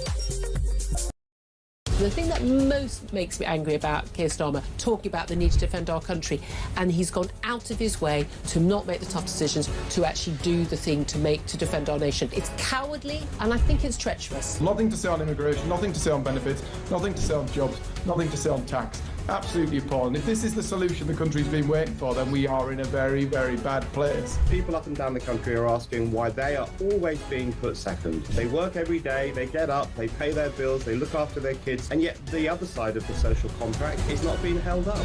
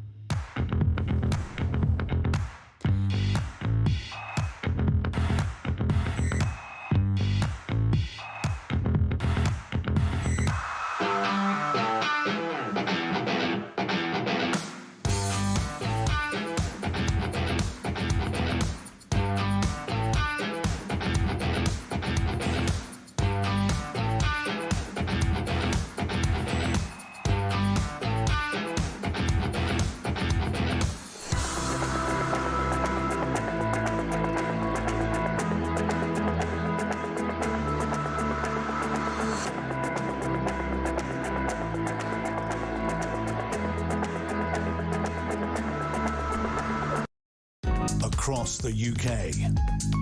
On DAB+, on YouTube, on your mobile, and on your side. This is Talk. Breaking this morning, and Labour collapse into civil war, with party grandee Tony Blair blasting Andy Burnham, saying you cannot tax your way to prosperity. Let's get reaction from the brilliant broadcaster, political commentator and head of communications at Popular Conservatism, the brilliant Annunziata Rees-Mogg. Good morning, Annunziata. Morning, Mark. How are you? I'm very well, and my audience are ready for some of your common sense.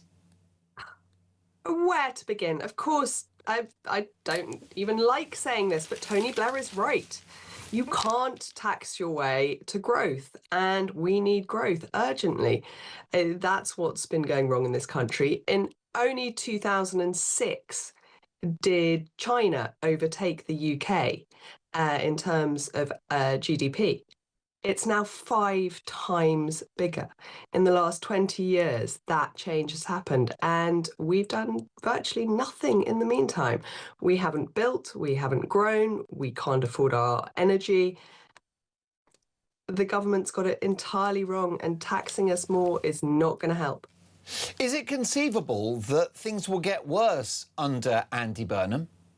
I think it's not just conceivable, I think it's quite likely. Everything he's said so far is anti-growth, anti-freedom of people to start businesses, to run businesses, to employ people, and to really get this economy going.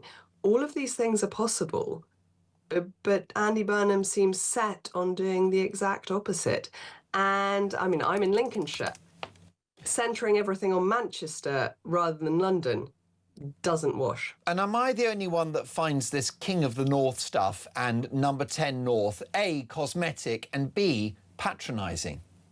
Completely. It's all window dressing. It's got nothing to do with the problems that the country actually faces. And we all know that there is a massive immigration problem.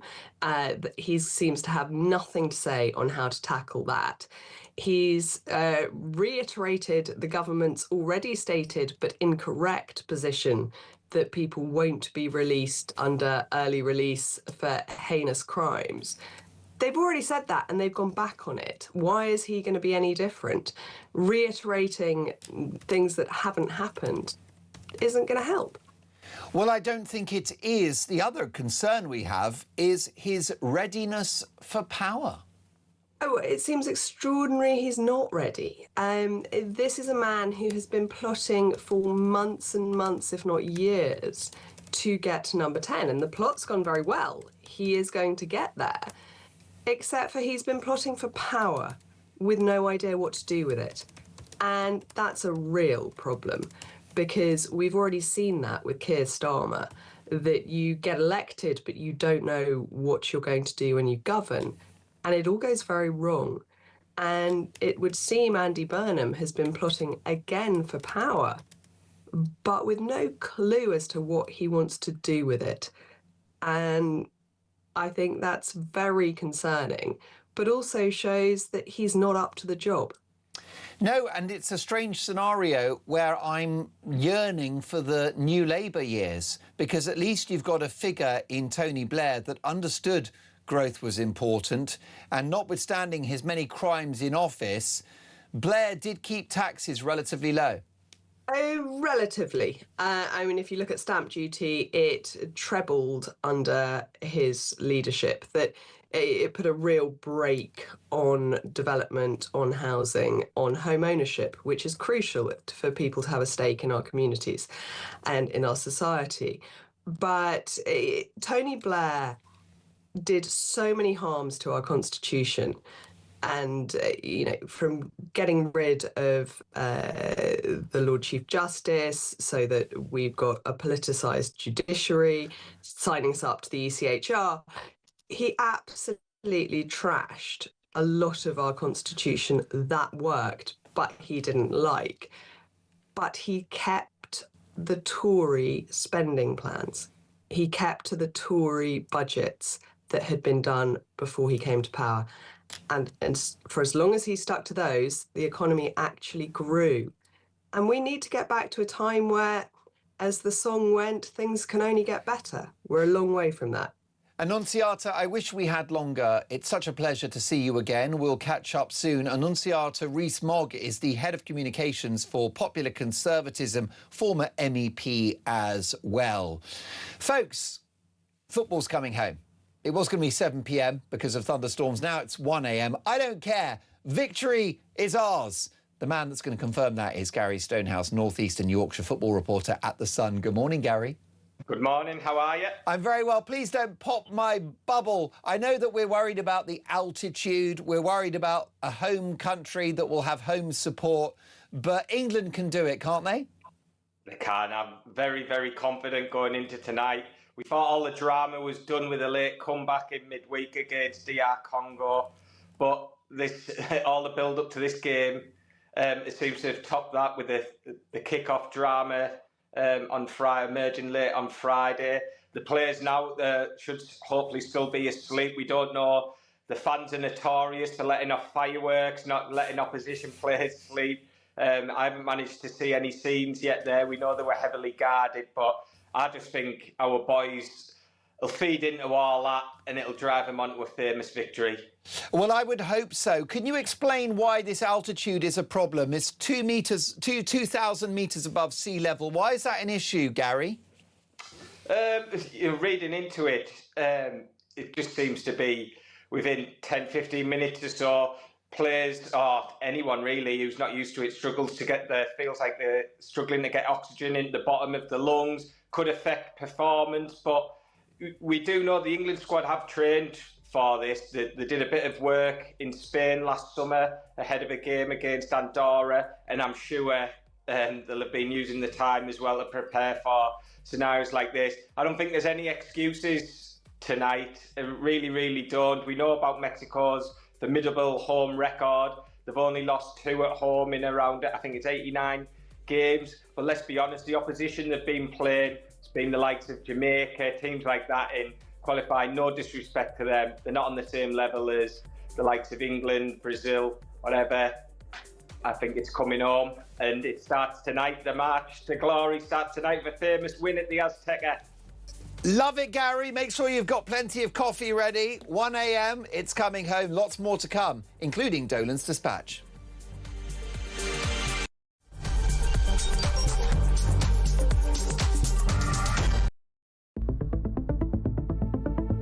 The question my party is asking now is whether I am best placed to lead us into the next general election. I have heard the answer of my parliamentary party to that question, and I accept that answer with good grace. Every decision I've taken has been about putting the country I love first. That is why I will resign as leader of the Labour Party. Well, you know what? In the end, he did do the right thing, and there were some achievements, and he's an honourable man, and he cared about public service. Guys, that's not what happened just now. In the last half an hour, Kier Starmer resigned, and he resigned because he was pushed. Most of his issues, most of the things which have damned him from, let's face it, within days, within weeks of him becoming Prime Minister back in July 2024, or of his own making. They were things he chose to do, cutting the winter fuel allowance, damning everybody who wanted to have a public inquiry on the grooming gangs as jumping onto the far-right bandwagon, the two-tier policing after the Southport riots. This man brought it on himself. He was not a good Prime Minister. There was 2 things on that manifesto. One was a picture of Kier Starmer and the word change. Well, promise made and promise delivered in that sense. Let's be honest.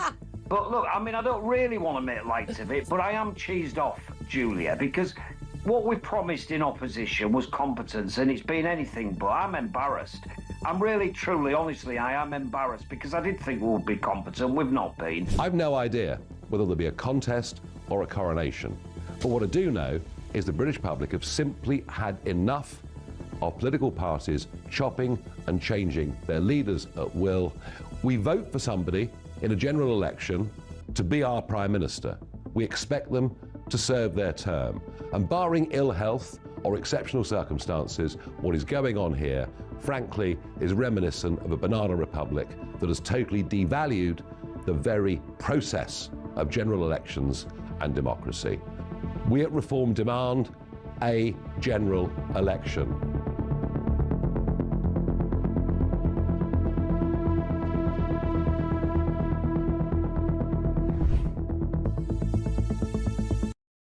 Across the UK, on DAB+, on YouTube, on your mobile, and on your side. This is Talk.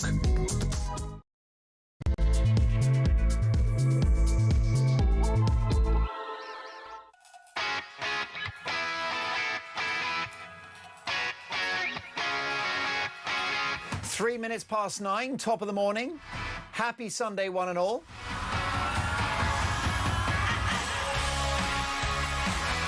Talk Breakfast, the biggest and noisiest show on the radio and on the telly. And breaking this morning, Labour collapse into civil war with party grandee Tony Blair blasting Andy Burnham, saying you cannot tax your way to prosperity. So is the Burnham premiership over before it's even begun? Meanwhile, more chaos in the royal family as Prince Harry refuses to take Meghan and the kids to London to meet the King. How much more damage will the prodigal prince do to the British monarchy? And how do you feel about paying for his security? And we know the country's got problems. I'll be outlining them in a special Dolan's dispatch in just a moment's time. So here's the question to you this morning. Can we save Britain? 0344 499 1000. Text the word talk in your message to 87222. Or leave us a voice note. Can we save Britain? If so, who's going to do it?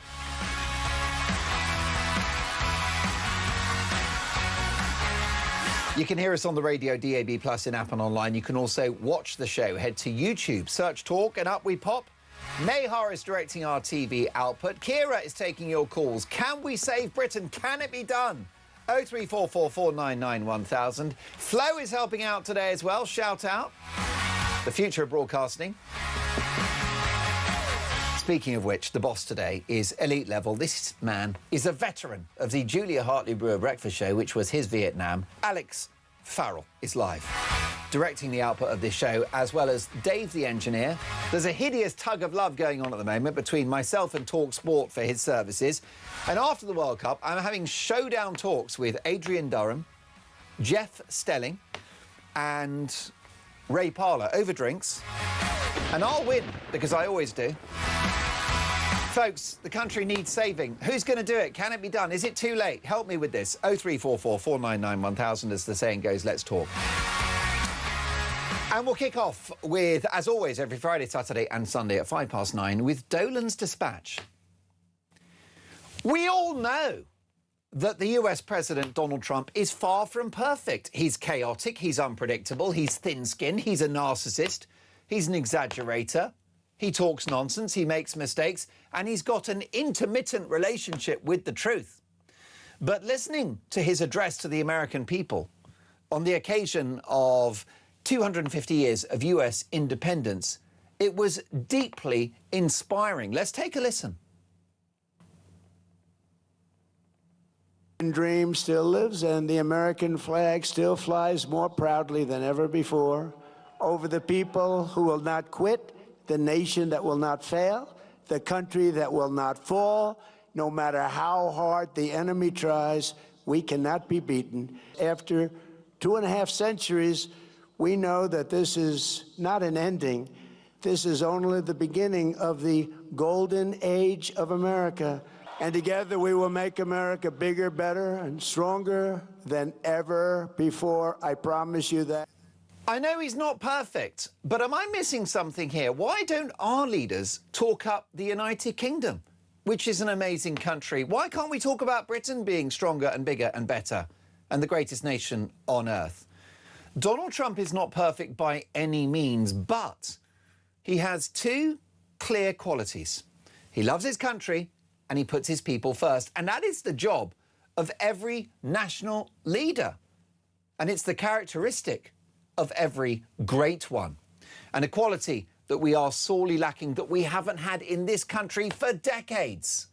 Now, today's Dolan's Dispatch can be a very unifying one. I'm here to bring everyone together, Alex Farrell, because it's my view that it's the fault of the entire political establishment of this country, both left and right, Labour, Tories and everything in between. They've all messed it up.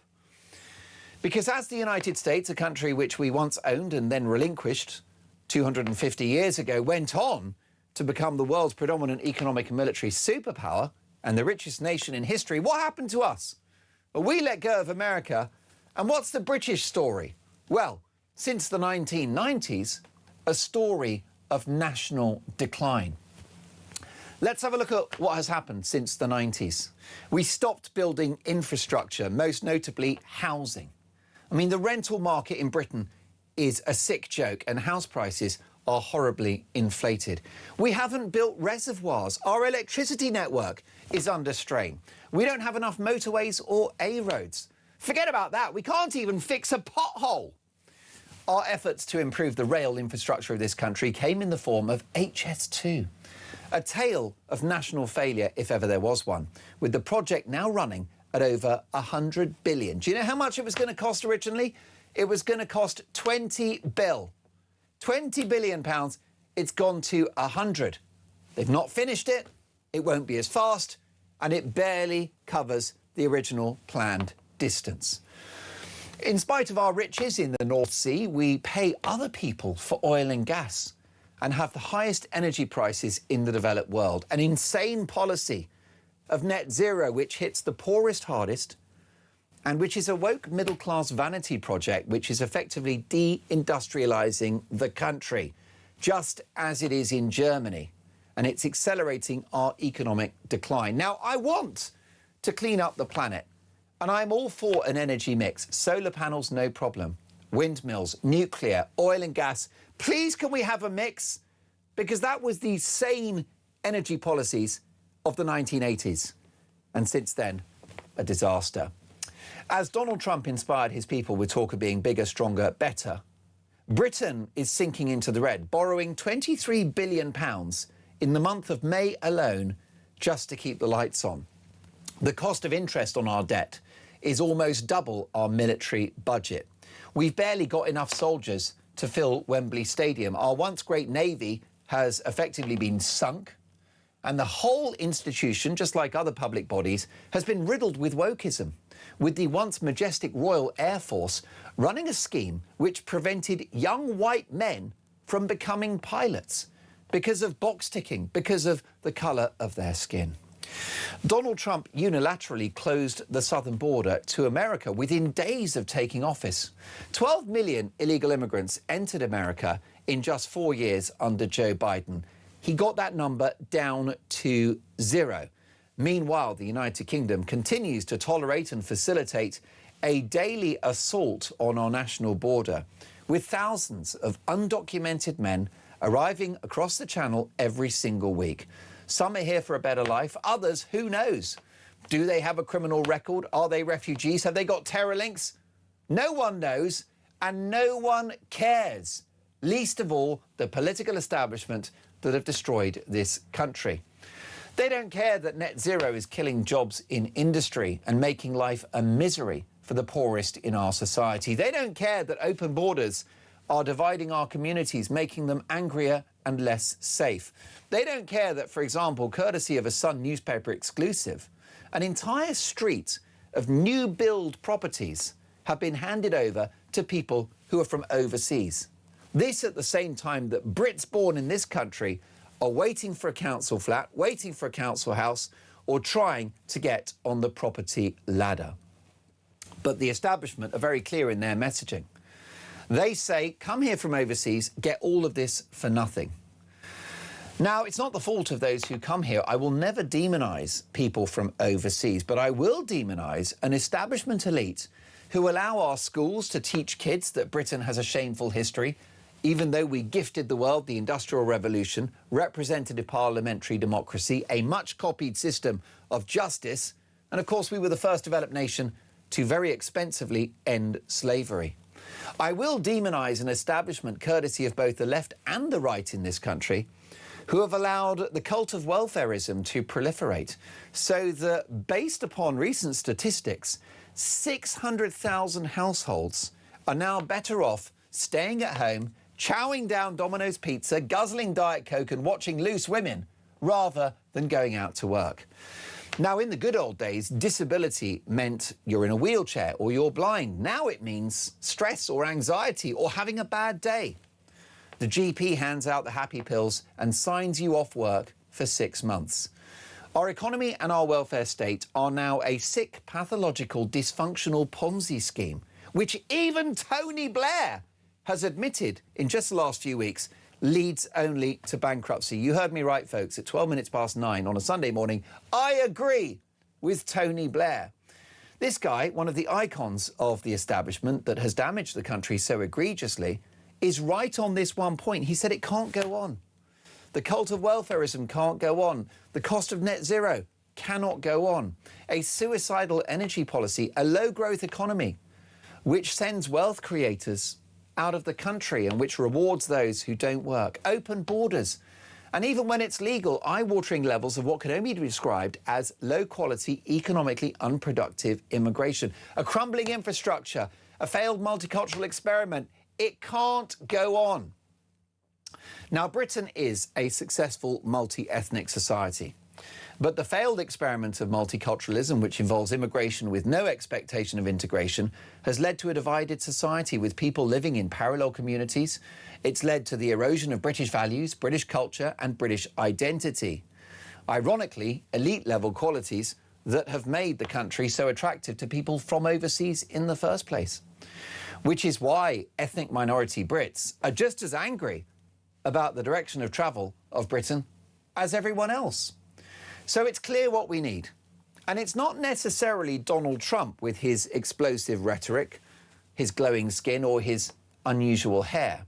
But we do need a leader that loves the country and believes in its founding principles and that puts the people of this country, whatever their race, colour or creed, at the front, not the back of the queue. I've lost count of the number of calls and texts to this show from people saying they feel like a second-class citizen in their own country.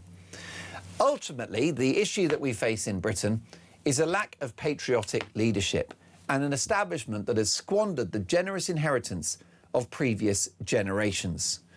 We can get it back with the right leadership.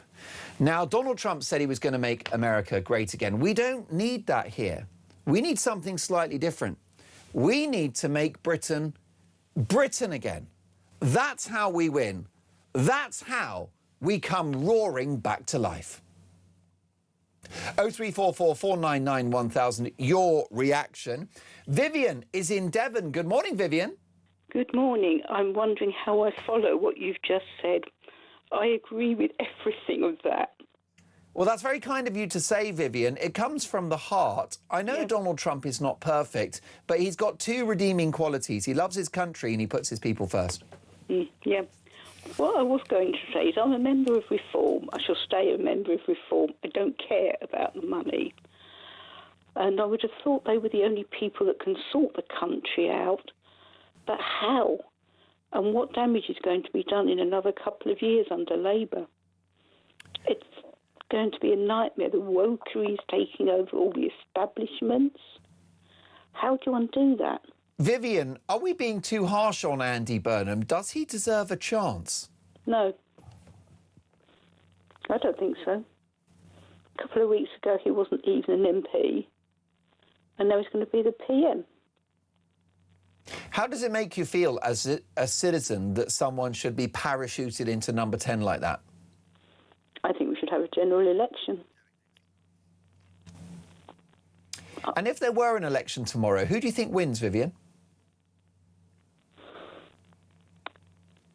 That's a worry, because I worry that Labour could get together with the Greens and Liberal Democrats and have some awful rainbow coalition. Well, that is always a possibility. I think that at the next election, Vivian, we will see tactical voting on a major scale. Before you go, before I get to Derek and Dave, front page of today's Sunday Times revealed Nigel Farage secretly funded by convicted criminal. George Cottrell provided staff security and housing. The benefits were not declared to the House of Commons. Crypto gambler Cottrell is seeking a pardon from Donald Trump. Is it a problem? I don't think so. As one of your callers said earlier, talking about dirty money, what about the money human rights lawyers are getting from the Northern Ireland veterans? That's dirty money, I think. Vivian, great points and lovely to have you on the show. I don't think we've spoken before, but do call me again soon. Derek's in Manchester. Good morning, Derek. Good morning, Mark. How are you? I'm very well indeed. Can Britain be saved? Well, of course it can. It's probably gone through worse than this in its history. Of course it can be saved. The trouble is, none of the political class you've got at the moment are going to do it. You need a proper outsider, and by that I mean someone like Rupert Lowe. You can go on about Nigel Farage all you want. I couldn't care less what sleaze Nigel Farage has been involved in, because at the end of the day, every single one of them is involved in sleaze. If you look at the bank accounts when they go into Parliament and then look at them when they come out and the wages that they're on in between, you know for a fact they're taking backhanders from somewhere. So, at the end of the day, that's nothing new. The top and bottom of it is, if you look at someone like Rupert Lowe, he does love his country. He doesn't take his wages from Parliament. Now, where he earns his money, I couldn't care less. The top and bottom of it is, he cares about this country. And everything he's saying, as long as he keeps his promise, everything he's saying is right. Nigel Farage only got into politics to destroy any nationalist parties that were about at the time who were actually saying what was going to happen 20 years down the line. That's why Nigel Farage got into Parliament, because the establishment. It shows that with all the Tories he's taking on board with him. Derek, what an interesting call. And Derek backs Rupert Lowe all the way. Thank you, Derek. Call me again soon. Dave is in Essex. Good morning, Dave. Good morning. Can someone save Britain? Yes, but it's going to be controversial. And I'd like to put 3 points to you. The first point is that Tony Blair, in his policy of education, opened the universities and allowed people to go into university that were not really quite the standard. Correct. And they've used these pseudo degrees as a esprit de corps to enter politics, and now we're left with people that don't really know what they're doing. The second point I'd like to make is, unless and until we amend or withdraw from the 1951 United Nations Treaty on refugees, there is nothing any politician can do, whether it be Nigel Farage, Andy Burnham, or you name it. We are bound by these treaties. The third point I'd like to put to you, Mark, if you allow me, please do. Is, and this is the big controversy, oil is not a fossil fuel. This myth was advanced by Standard Oil and the Rockefeller Foundation to say that oil was a finite commodity, and this was to keep the price up. We should immediately start drilling for oil, and we need somebody with the strength to advance these, some of these things that I've mentioned. Dave, great call as well. Fascinating points. Keep them coming. Thank you, David. Front page of the Sunday Times revealed Nigel Farage secretly funded by convicted criminal. Nigel Farage has broken no laws. He's accepted £5 million before entering politics for the second time. Again, no laws have been broken or even rules bent by the looks of it. So does it matter?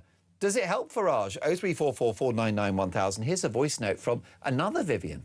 Don't care about Nigel Farage's $5 million that he's been gifted. It was before he was an MP in any event. And they've already said that they're scared stiff of reform, and him in particular, and will do anything to bring him down because they don't want him in power. It's not even new news, is it? It's old news. Nobody cares, really. I mean, look, there's no sign of any intelligent life on the front row of the cabinet, is there? I mean, yet Lammy's got millions, Rayner's got millions, they've all made millions. Anyway, rant over. It's Vivian from Oxfordshire, by the way. Bye. Fabulous rant. Keep them coming. Can anyone save Britain? Who's it going to be? 0344 499 1000. Neil and Christine Hamilton are next.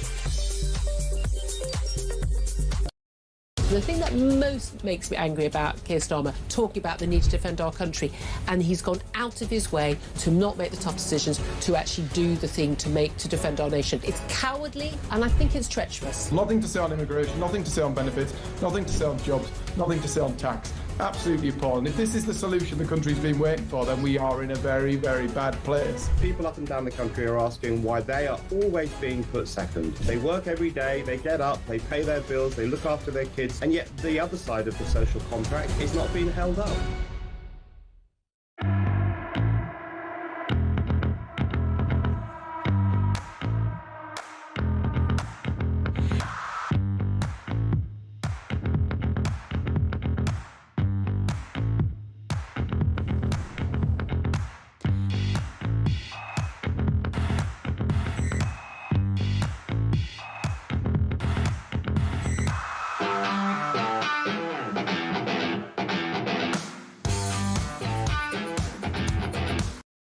Across the UK, on DAB+, on YouTube, on your mobile, and on your side.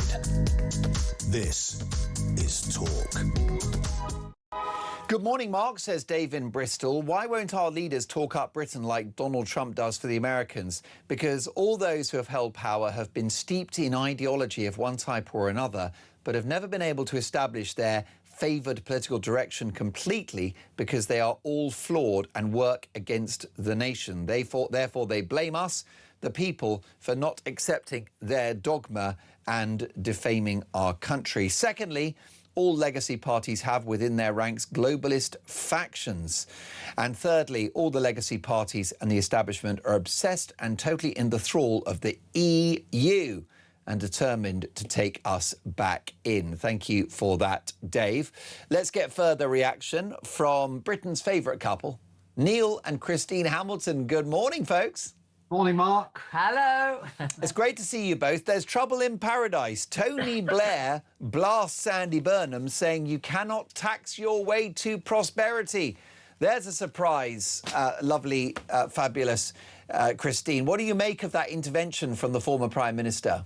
Well, do you know, it's extraordinary. While he was up and running, I didn't have much time for Tony Blair, but recently he said some incredibly sensible things, and this is one of them. So I approve, in this case, of ex-Prime Ministers intervening. You tell him. I mean, Tony Blair was very, very successful. So learn from it, Mr. Burnham, and don't just rush ahead with all your ridiculous dogma.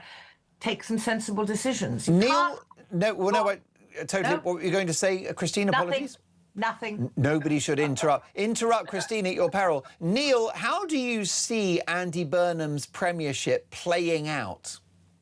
Oh, well, I don't buy into the masquerade messiah of Manchester swooping in with his magic wand suddenly to change everything. What is he going to change? Actually, he's not the apostle of change at all. He's, a vacuous mediocrity who is steeped in left-wing dogma. All he talks about, even now, through his surrogates, before he takes over is about scope for raising more taxes. He's got no solution to any of the problems that beset Starmer, the migration crisis, net zero nonsense, which has deindustrialized our country and made our businesses uncompetitive.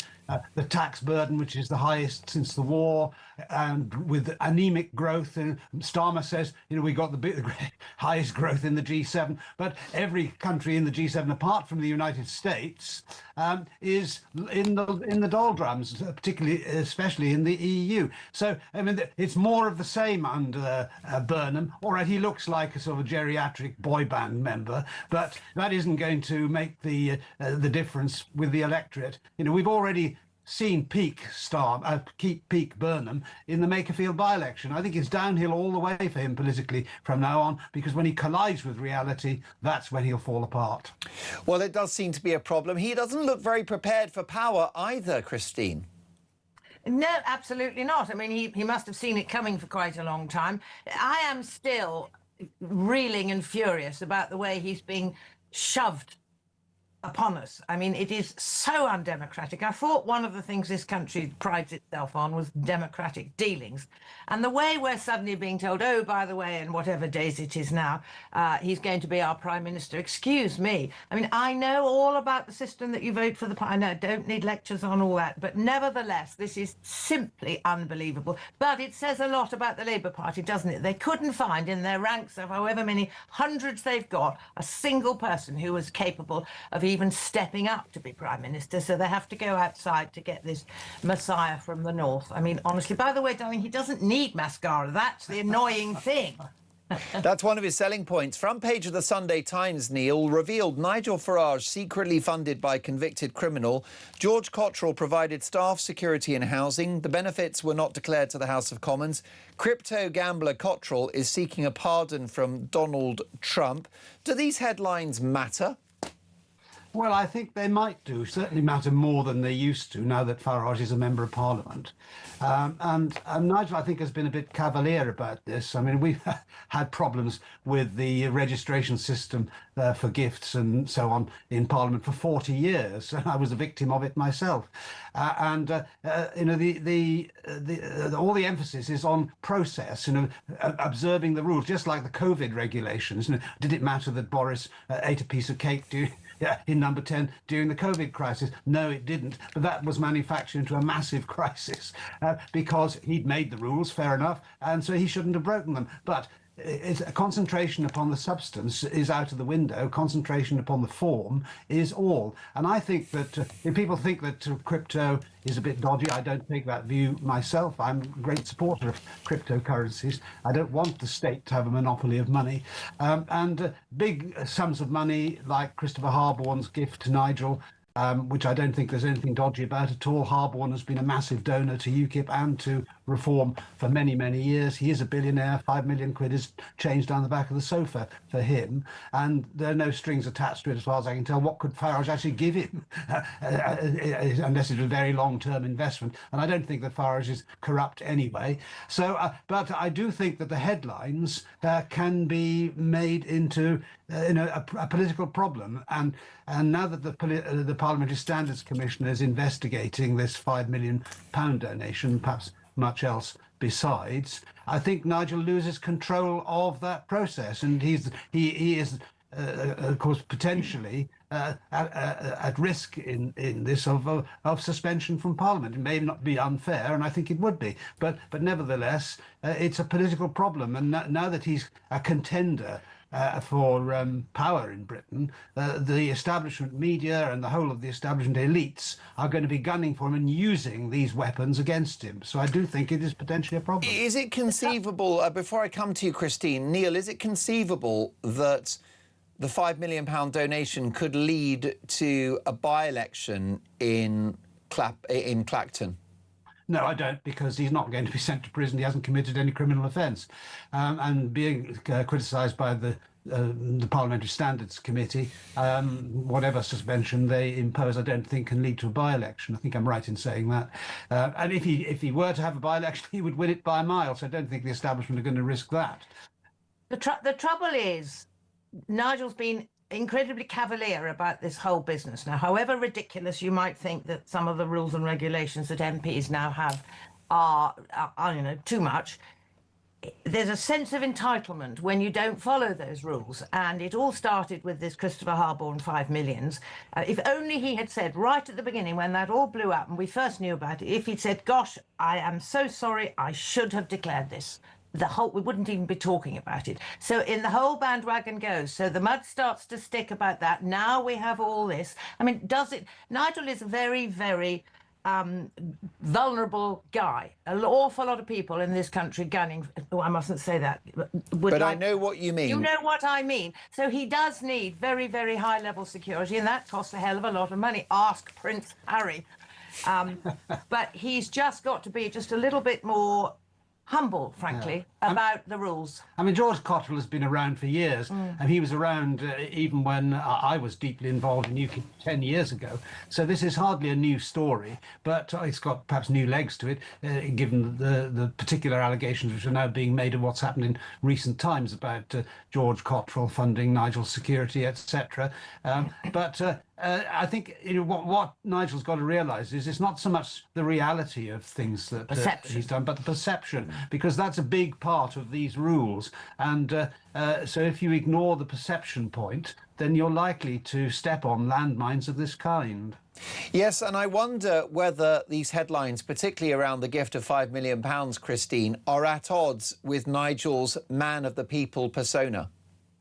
I suppose they are, but I think people, I guess that people actually see Nigel as kind of above all that business, and they accept that he smokes cigars and he eats in expensive restaurants. There have been suggestions that all him drinking pints of beer and everything is a bit like Harold Wilson's pipe. It wasn't really true, and behind the scenes he liked a really good Monte Cristo. Cigars. Exactly. But I don't think so. I mean, I think he is a man of the people. He does enjoy meeting people, and he's great. He goes out and about, and he hates being fettered in the way that he has to be fettered because of all these security things. But no, I don't think so. I really think Nigel is above that sort of, oh gosh, Nigel shouldn't have a big house in London to live in. I don't think people worry about that at all. No. Neil, I will let you light up a Monte Cristo. We'll see you in 2 shakes of a lamb's tail, and your calls as well. Live with the Hamiltons on Talk Breakfast, 9:34.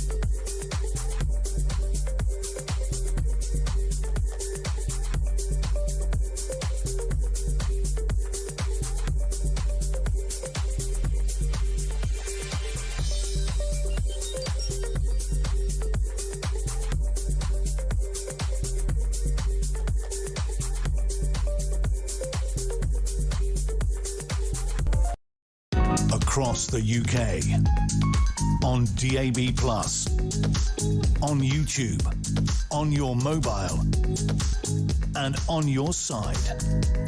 This is Talk. You are listening to Talk Breakfast. Can anyone save Britain? Let's take a voice note from Boz, if we can. Morning, Mark. Good to have you back. Travelling Boz here. Do you know what? There's only one person who could save this country, and hopefully well within the 3 years, would be Nigel Farage. Let it all come out. Let all this stuff come out, cryptocurrency, property, money, the lot. Let it all come out, and people will judge him and say, well, listen, it's all out now. There's not going to be anything hidden. But that man will put the country first, and he's always said that.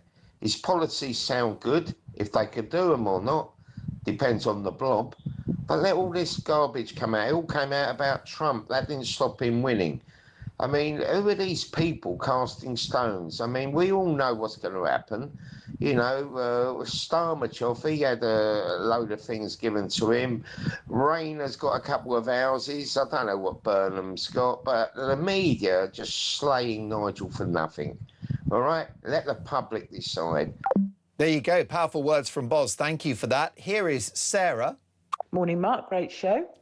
Thank you, Sarah. Regarding Nigel Farage, I can't help thinking it's rather disappointing because, I mean, I'm a lifelong Conservative voter, but they made such a mess of things the last time. And in the local elections, the last time I did vote Reform, and if there was a general election tomorrow, I would vote Reform. But you know, fundamentally, I'm still a Conservative, but they just need to sort themselves out. However, the point I've phoned up to make is that those on the left are utterly obsessed with Farage.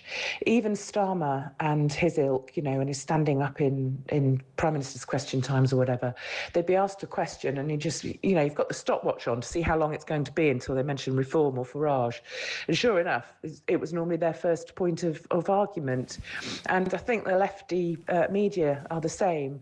And I want to know if there's as much digging going on into Andy Burnham as there is into Farage, and I can absolutely guarantee there isn't. That's just my feeling. I think they're utterly, utterly obsessed with Reform and in particular Nigel Farage. OK, bye. Thank you, Sarah. Here's Jennifer on the Farage gift, £5 million, and also Harry and Meghan. Looks like Harry's not going to be taking the wife and kids to London to meet the King. Take a listen. Morning, Mark. I couldn't care less where Farage gets his money from, as long as it's not from the taxpayer's purse. It's his business. He wasn't in politics when this changed hands. It's up to him what he buys with it. I don't care less. And I still want Nigel as our next Prime Minister. Harry and Meghan. I also don't care less, believe it or not, whether they come or not. But what I do feel sorry for is the children. Those poor children are little pawns in this game of back and forth. And it's absolutely revolting to watch. And Meghan, wow, she is revolting. And I don't want her to come to the United Kingdom. Thank you very much. Jennifer not pulling her punches. And last but not least, here's Dave. Morning, this is Dave in Stoke. I'm not so concerned about Mr Farage and his £5 million donation. We know where that's come from. What really concerns me and needs investigating is how come every member of the Labour front bench is a multi-millionaire. None of them have ever had a proper job. None of them have ever run a business. None of them have been in a situation where they could earn that sort of money. Where does their money come from? Let's investigate that. Thank you. Bye. Dave, thank you for that brilliant voice notes. Ian in Shropshire, you are live on Talk with Neil and Christine Hamilton. What would you like to say? Yeah, good morning to you all.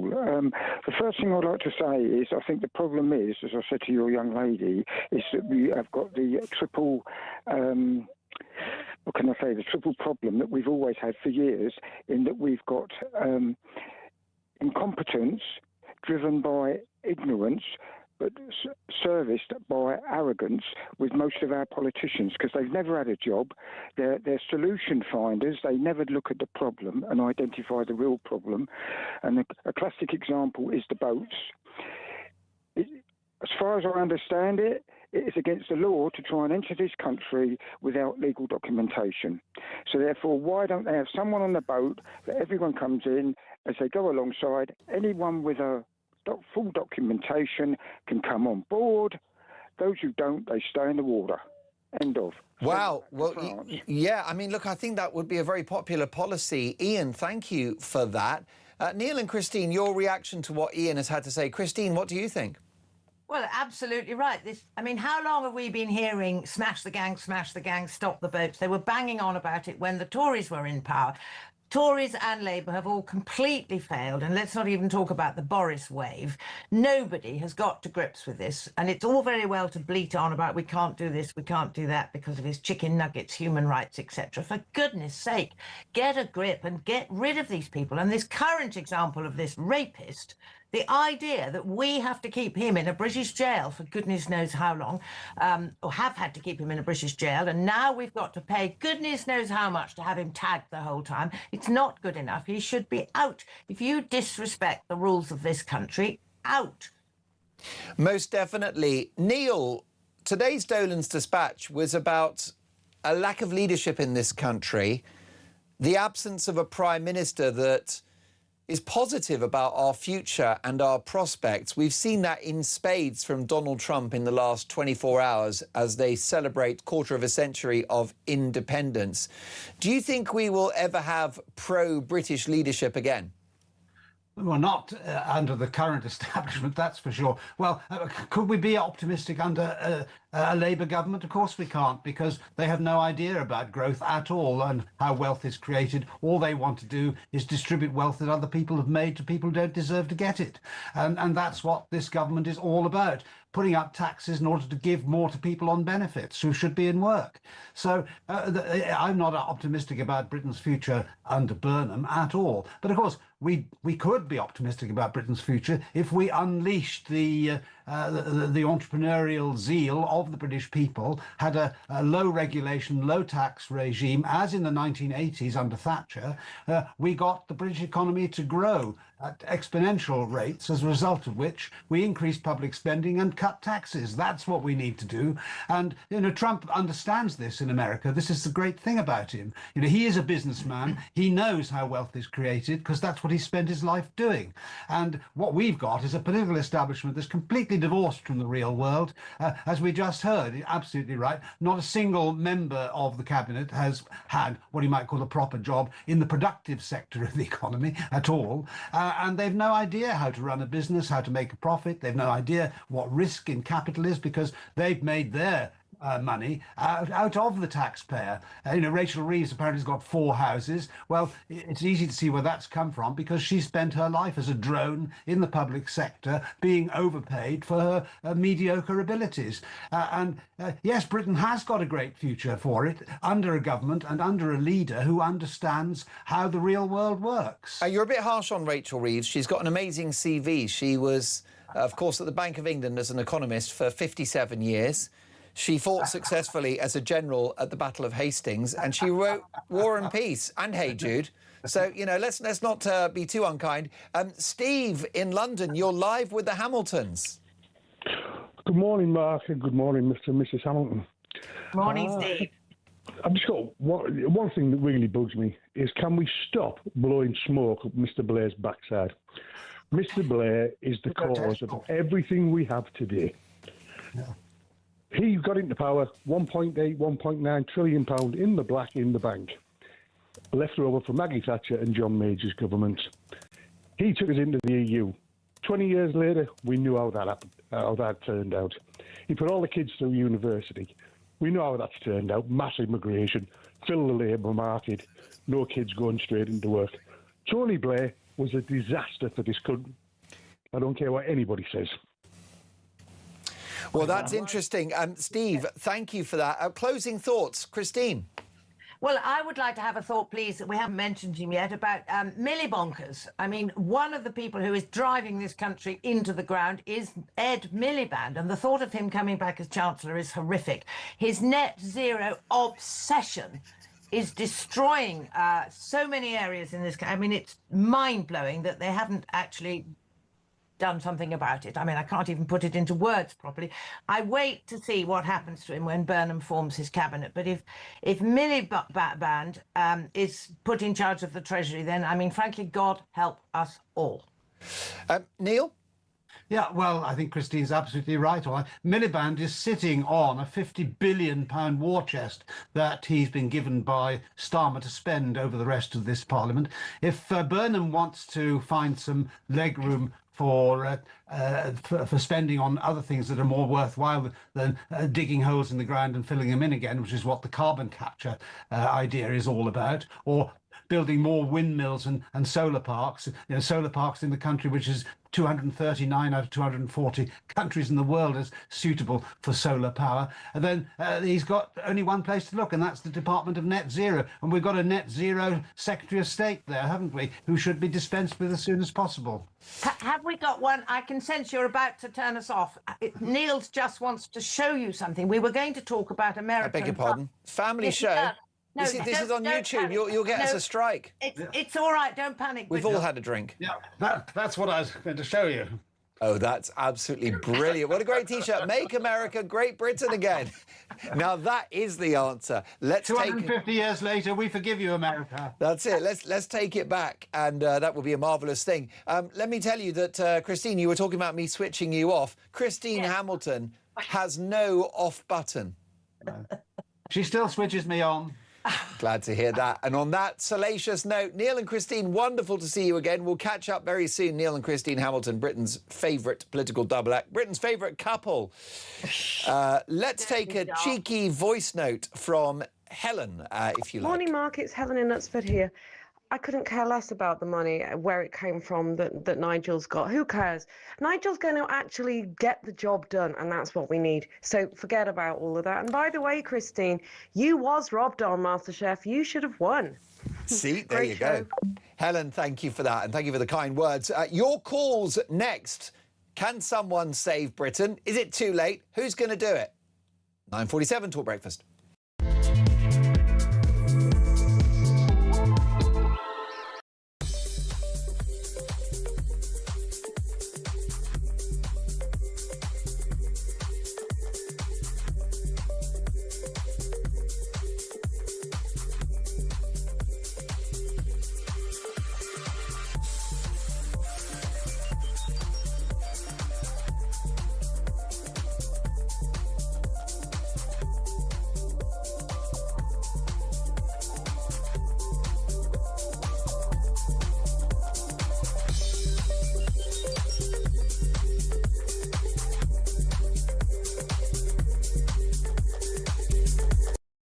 The thing that most makes me angry about Kier Starmer, talking about the need to defend our country, and he's gone out of his way to not make the tough decisions, to actually do the thing to defend our nation. It's cowardly, and I think it's treacherous. Nothing to say on immigration, nothing to say on benefits, nothing to say on jobs, nothing to say on tax. Absolutely appalling. If this is the solution the country's been waiting for, then we are in a very, very bad place. People up and down the country are asking why they are always being put second. They work every day, they get up, they pay their bills, they look after their kids, and yet the other side of the social contract is not being held up.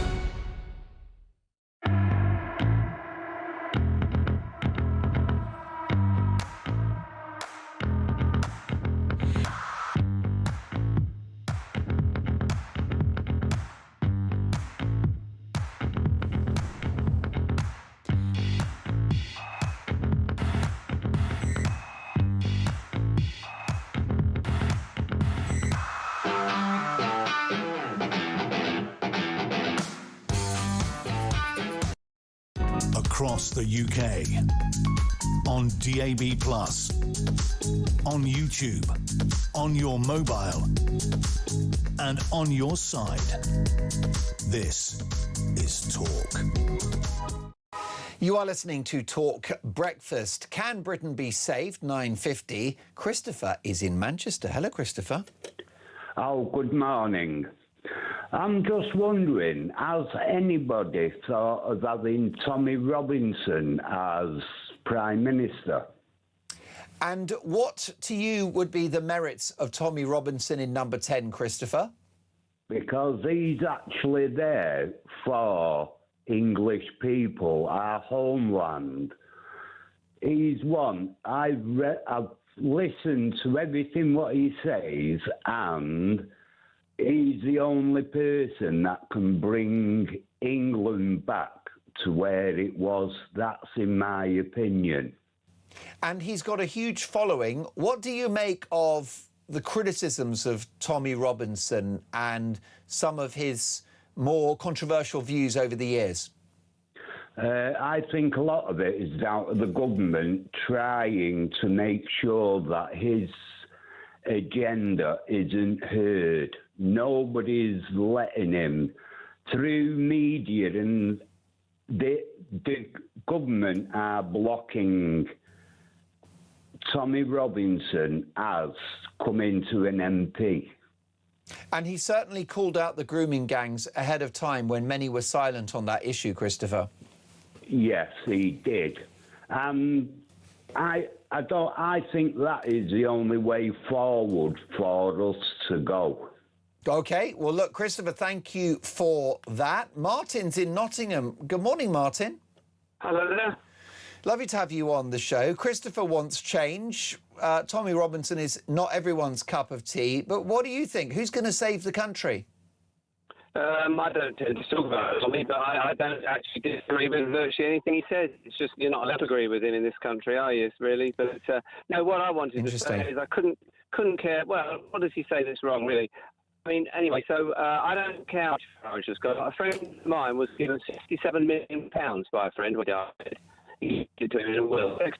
Martin, I'm going to get you into a better caller zone because we want to hear your words of wisdom.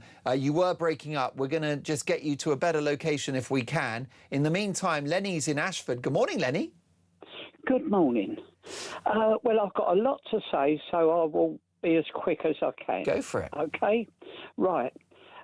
I believe my experience is that our politics are rotten to the core with corruption at every level, from council level right the way up to ministerial level. It's rotten to the core.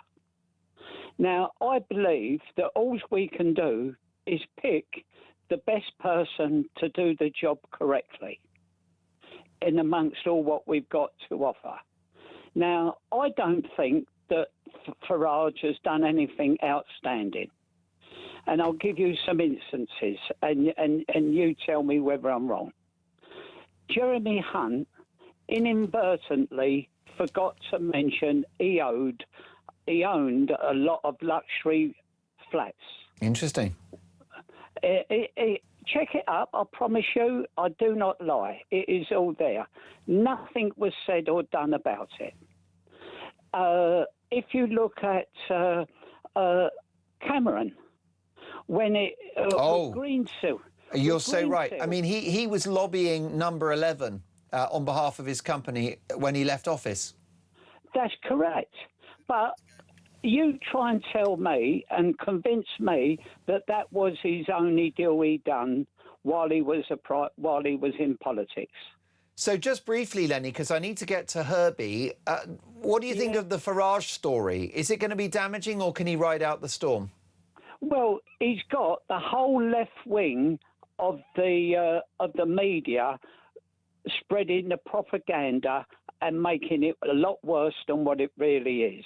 So he has got a struggle on his hand. It's very difficult to say.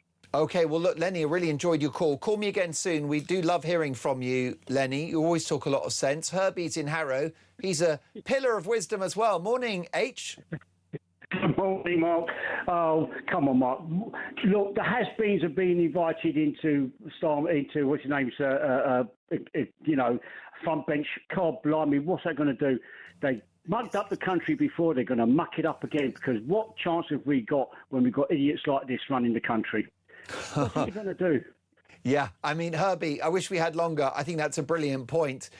Martin's back in Nottingham. Martin, you don't care about the Farage 5 million. Why not?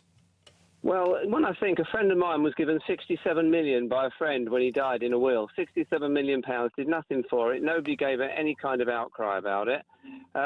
We spend 30 million pounds a day on illegal immigration. Isn't that a little bit more important to most of us? By the way, 30 million and the rest, Martin. A day, apparently a day, yeah. I was told. So isn't that more important than the fact that Farage is rich? Look how many Labour people are rich. Martin, we attacked Sir Kier Starmer for the free suits, the free glasses and the tickets to the Arsenal. So is it double standards not to do the same with Nigel Farage? I don't think so, no. I think most of the MPs have had gifts one way and another. But, maybe there's something in that. But Starmer, in actual fact, you're right. Far more important is the fact that Starmer was completely useless. I think that's more important. And just briefly, Martin, do you think this will be damaging to Nigel Farage, or does he ride out the storm? it will be damaging, because unfortunately there are a lot of silly people that will actually latch onto it and think it's important. The people that can think for themselves won't be bothered. But unfortunately, you know, the headline readers will think, oh, that's terrible, he's been given a big gift. I mean, what about my mate? £67 million he was given. Quite something, isn't it? Martin, I'm really glad we got you back on. Interesting thoughts that you've shared. Speaking of which, here's a voice note from Tony. Good morning, Mark. Tony from Stoke-on-Trent, mate. I wish people would stop calling for a general election, because I believe with the Burnham bit of a bounce that Labour are going to get, Labour would get in for another 5 years, and Reform would be the official opposition, wiping out the Tories, pretty much. But I don't think Reform are quite ready yet. Now, Nigel Farage said he was expecting a general election in 2027. So let's give Burnham 10, 12 months, whatever, to ruin the country, and then have a general election, and then Reform will win. Keep up the good work, mate.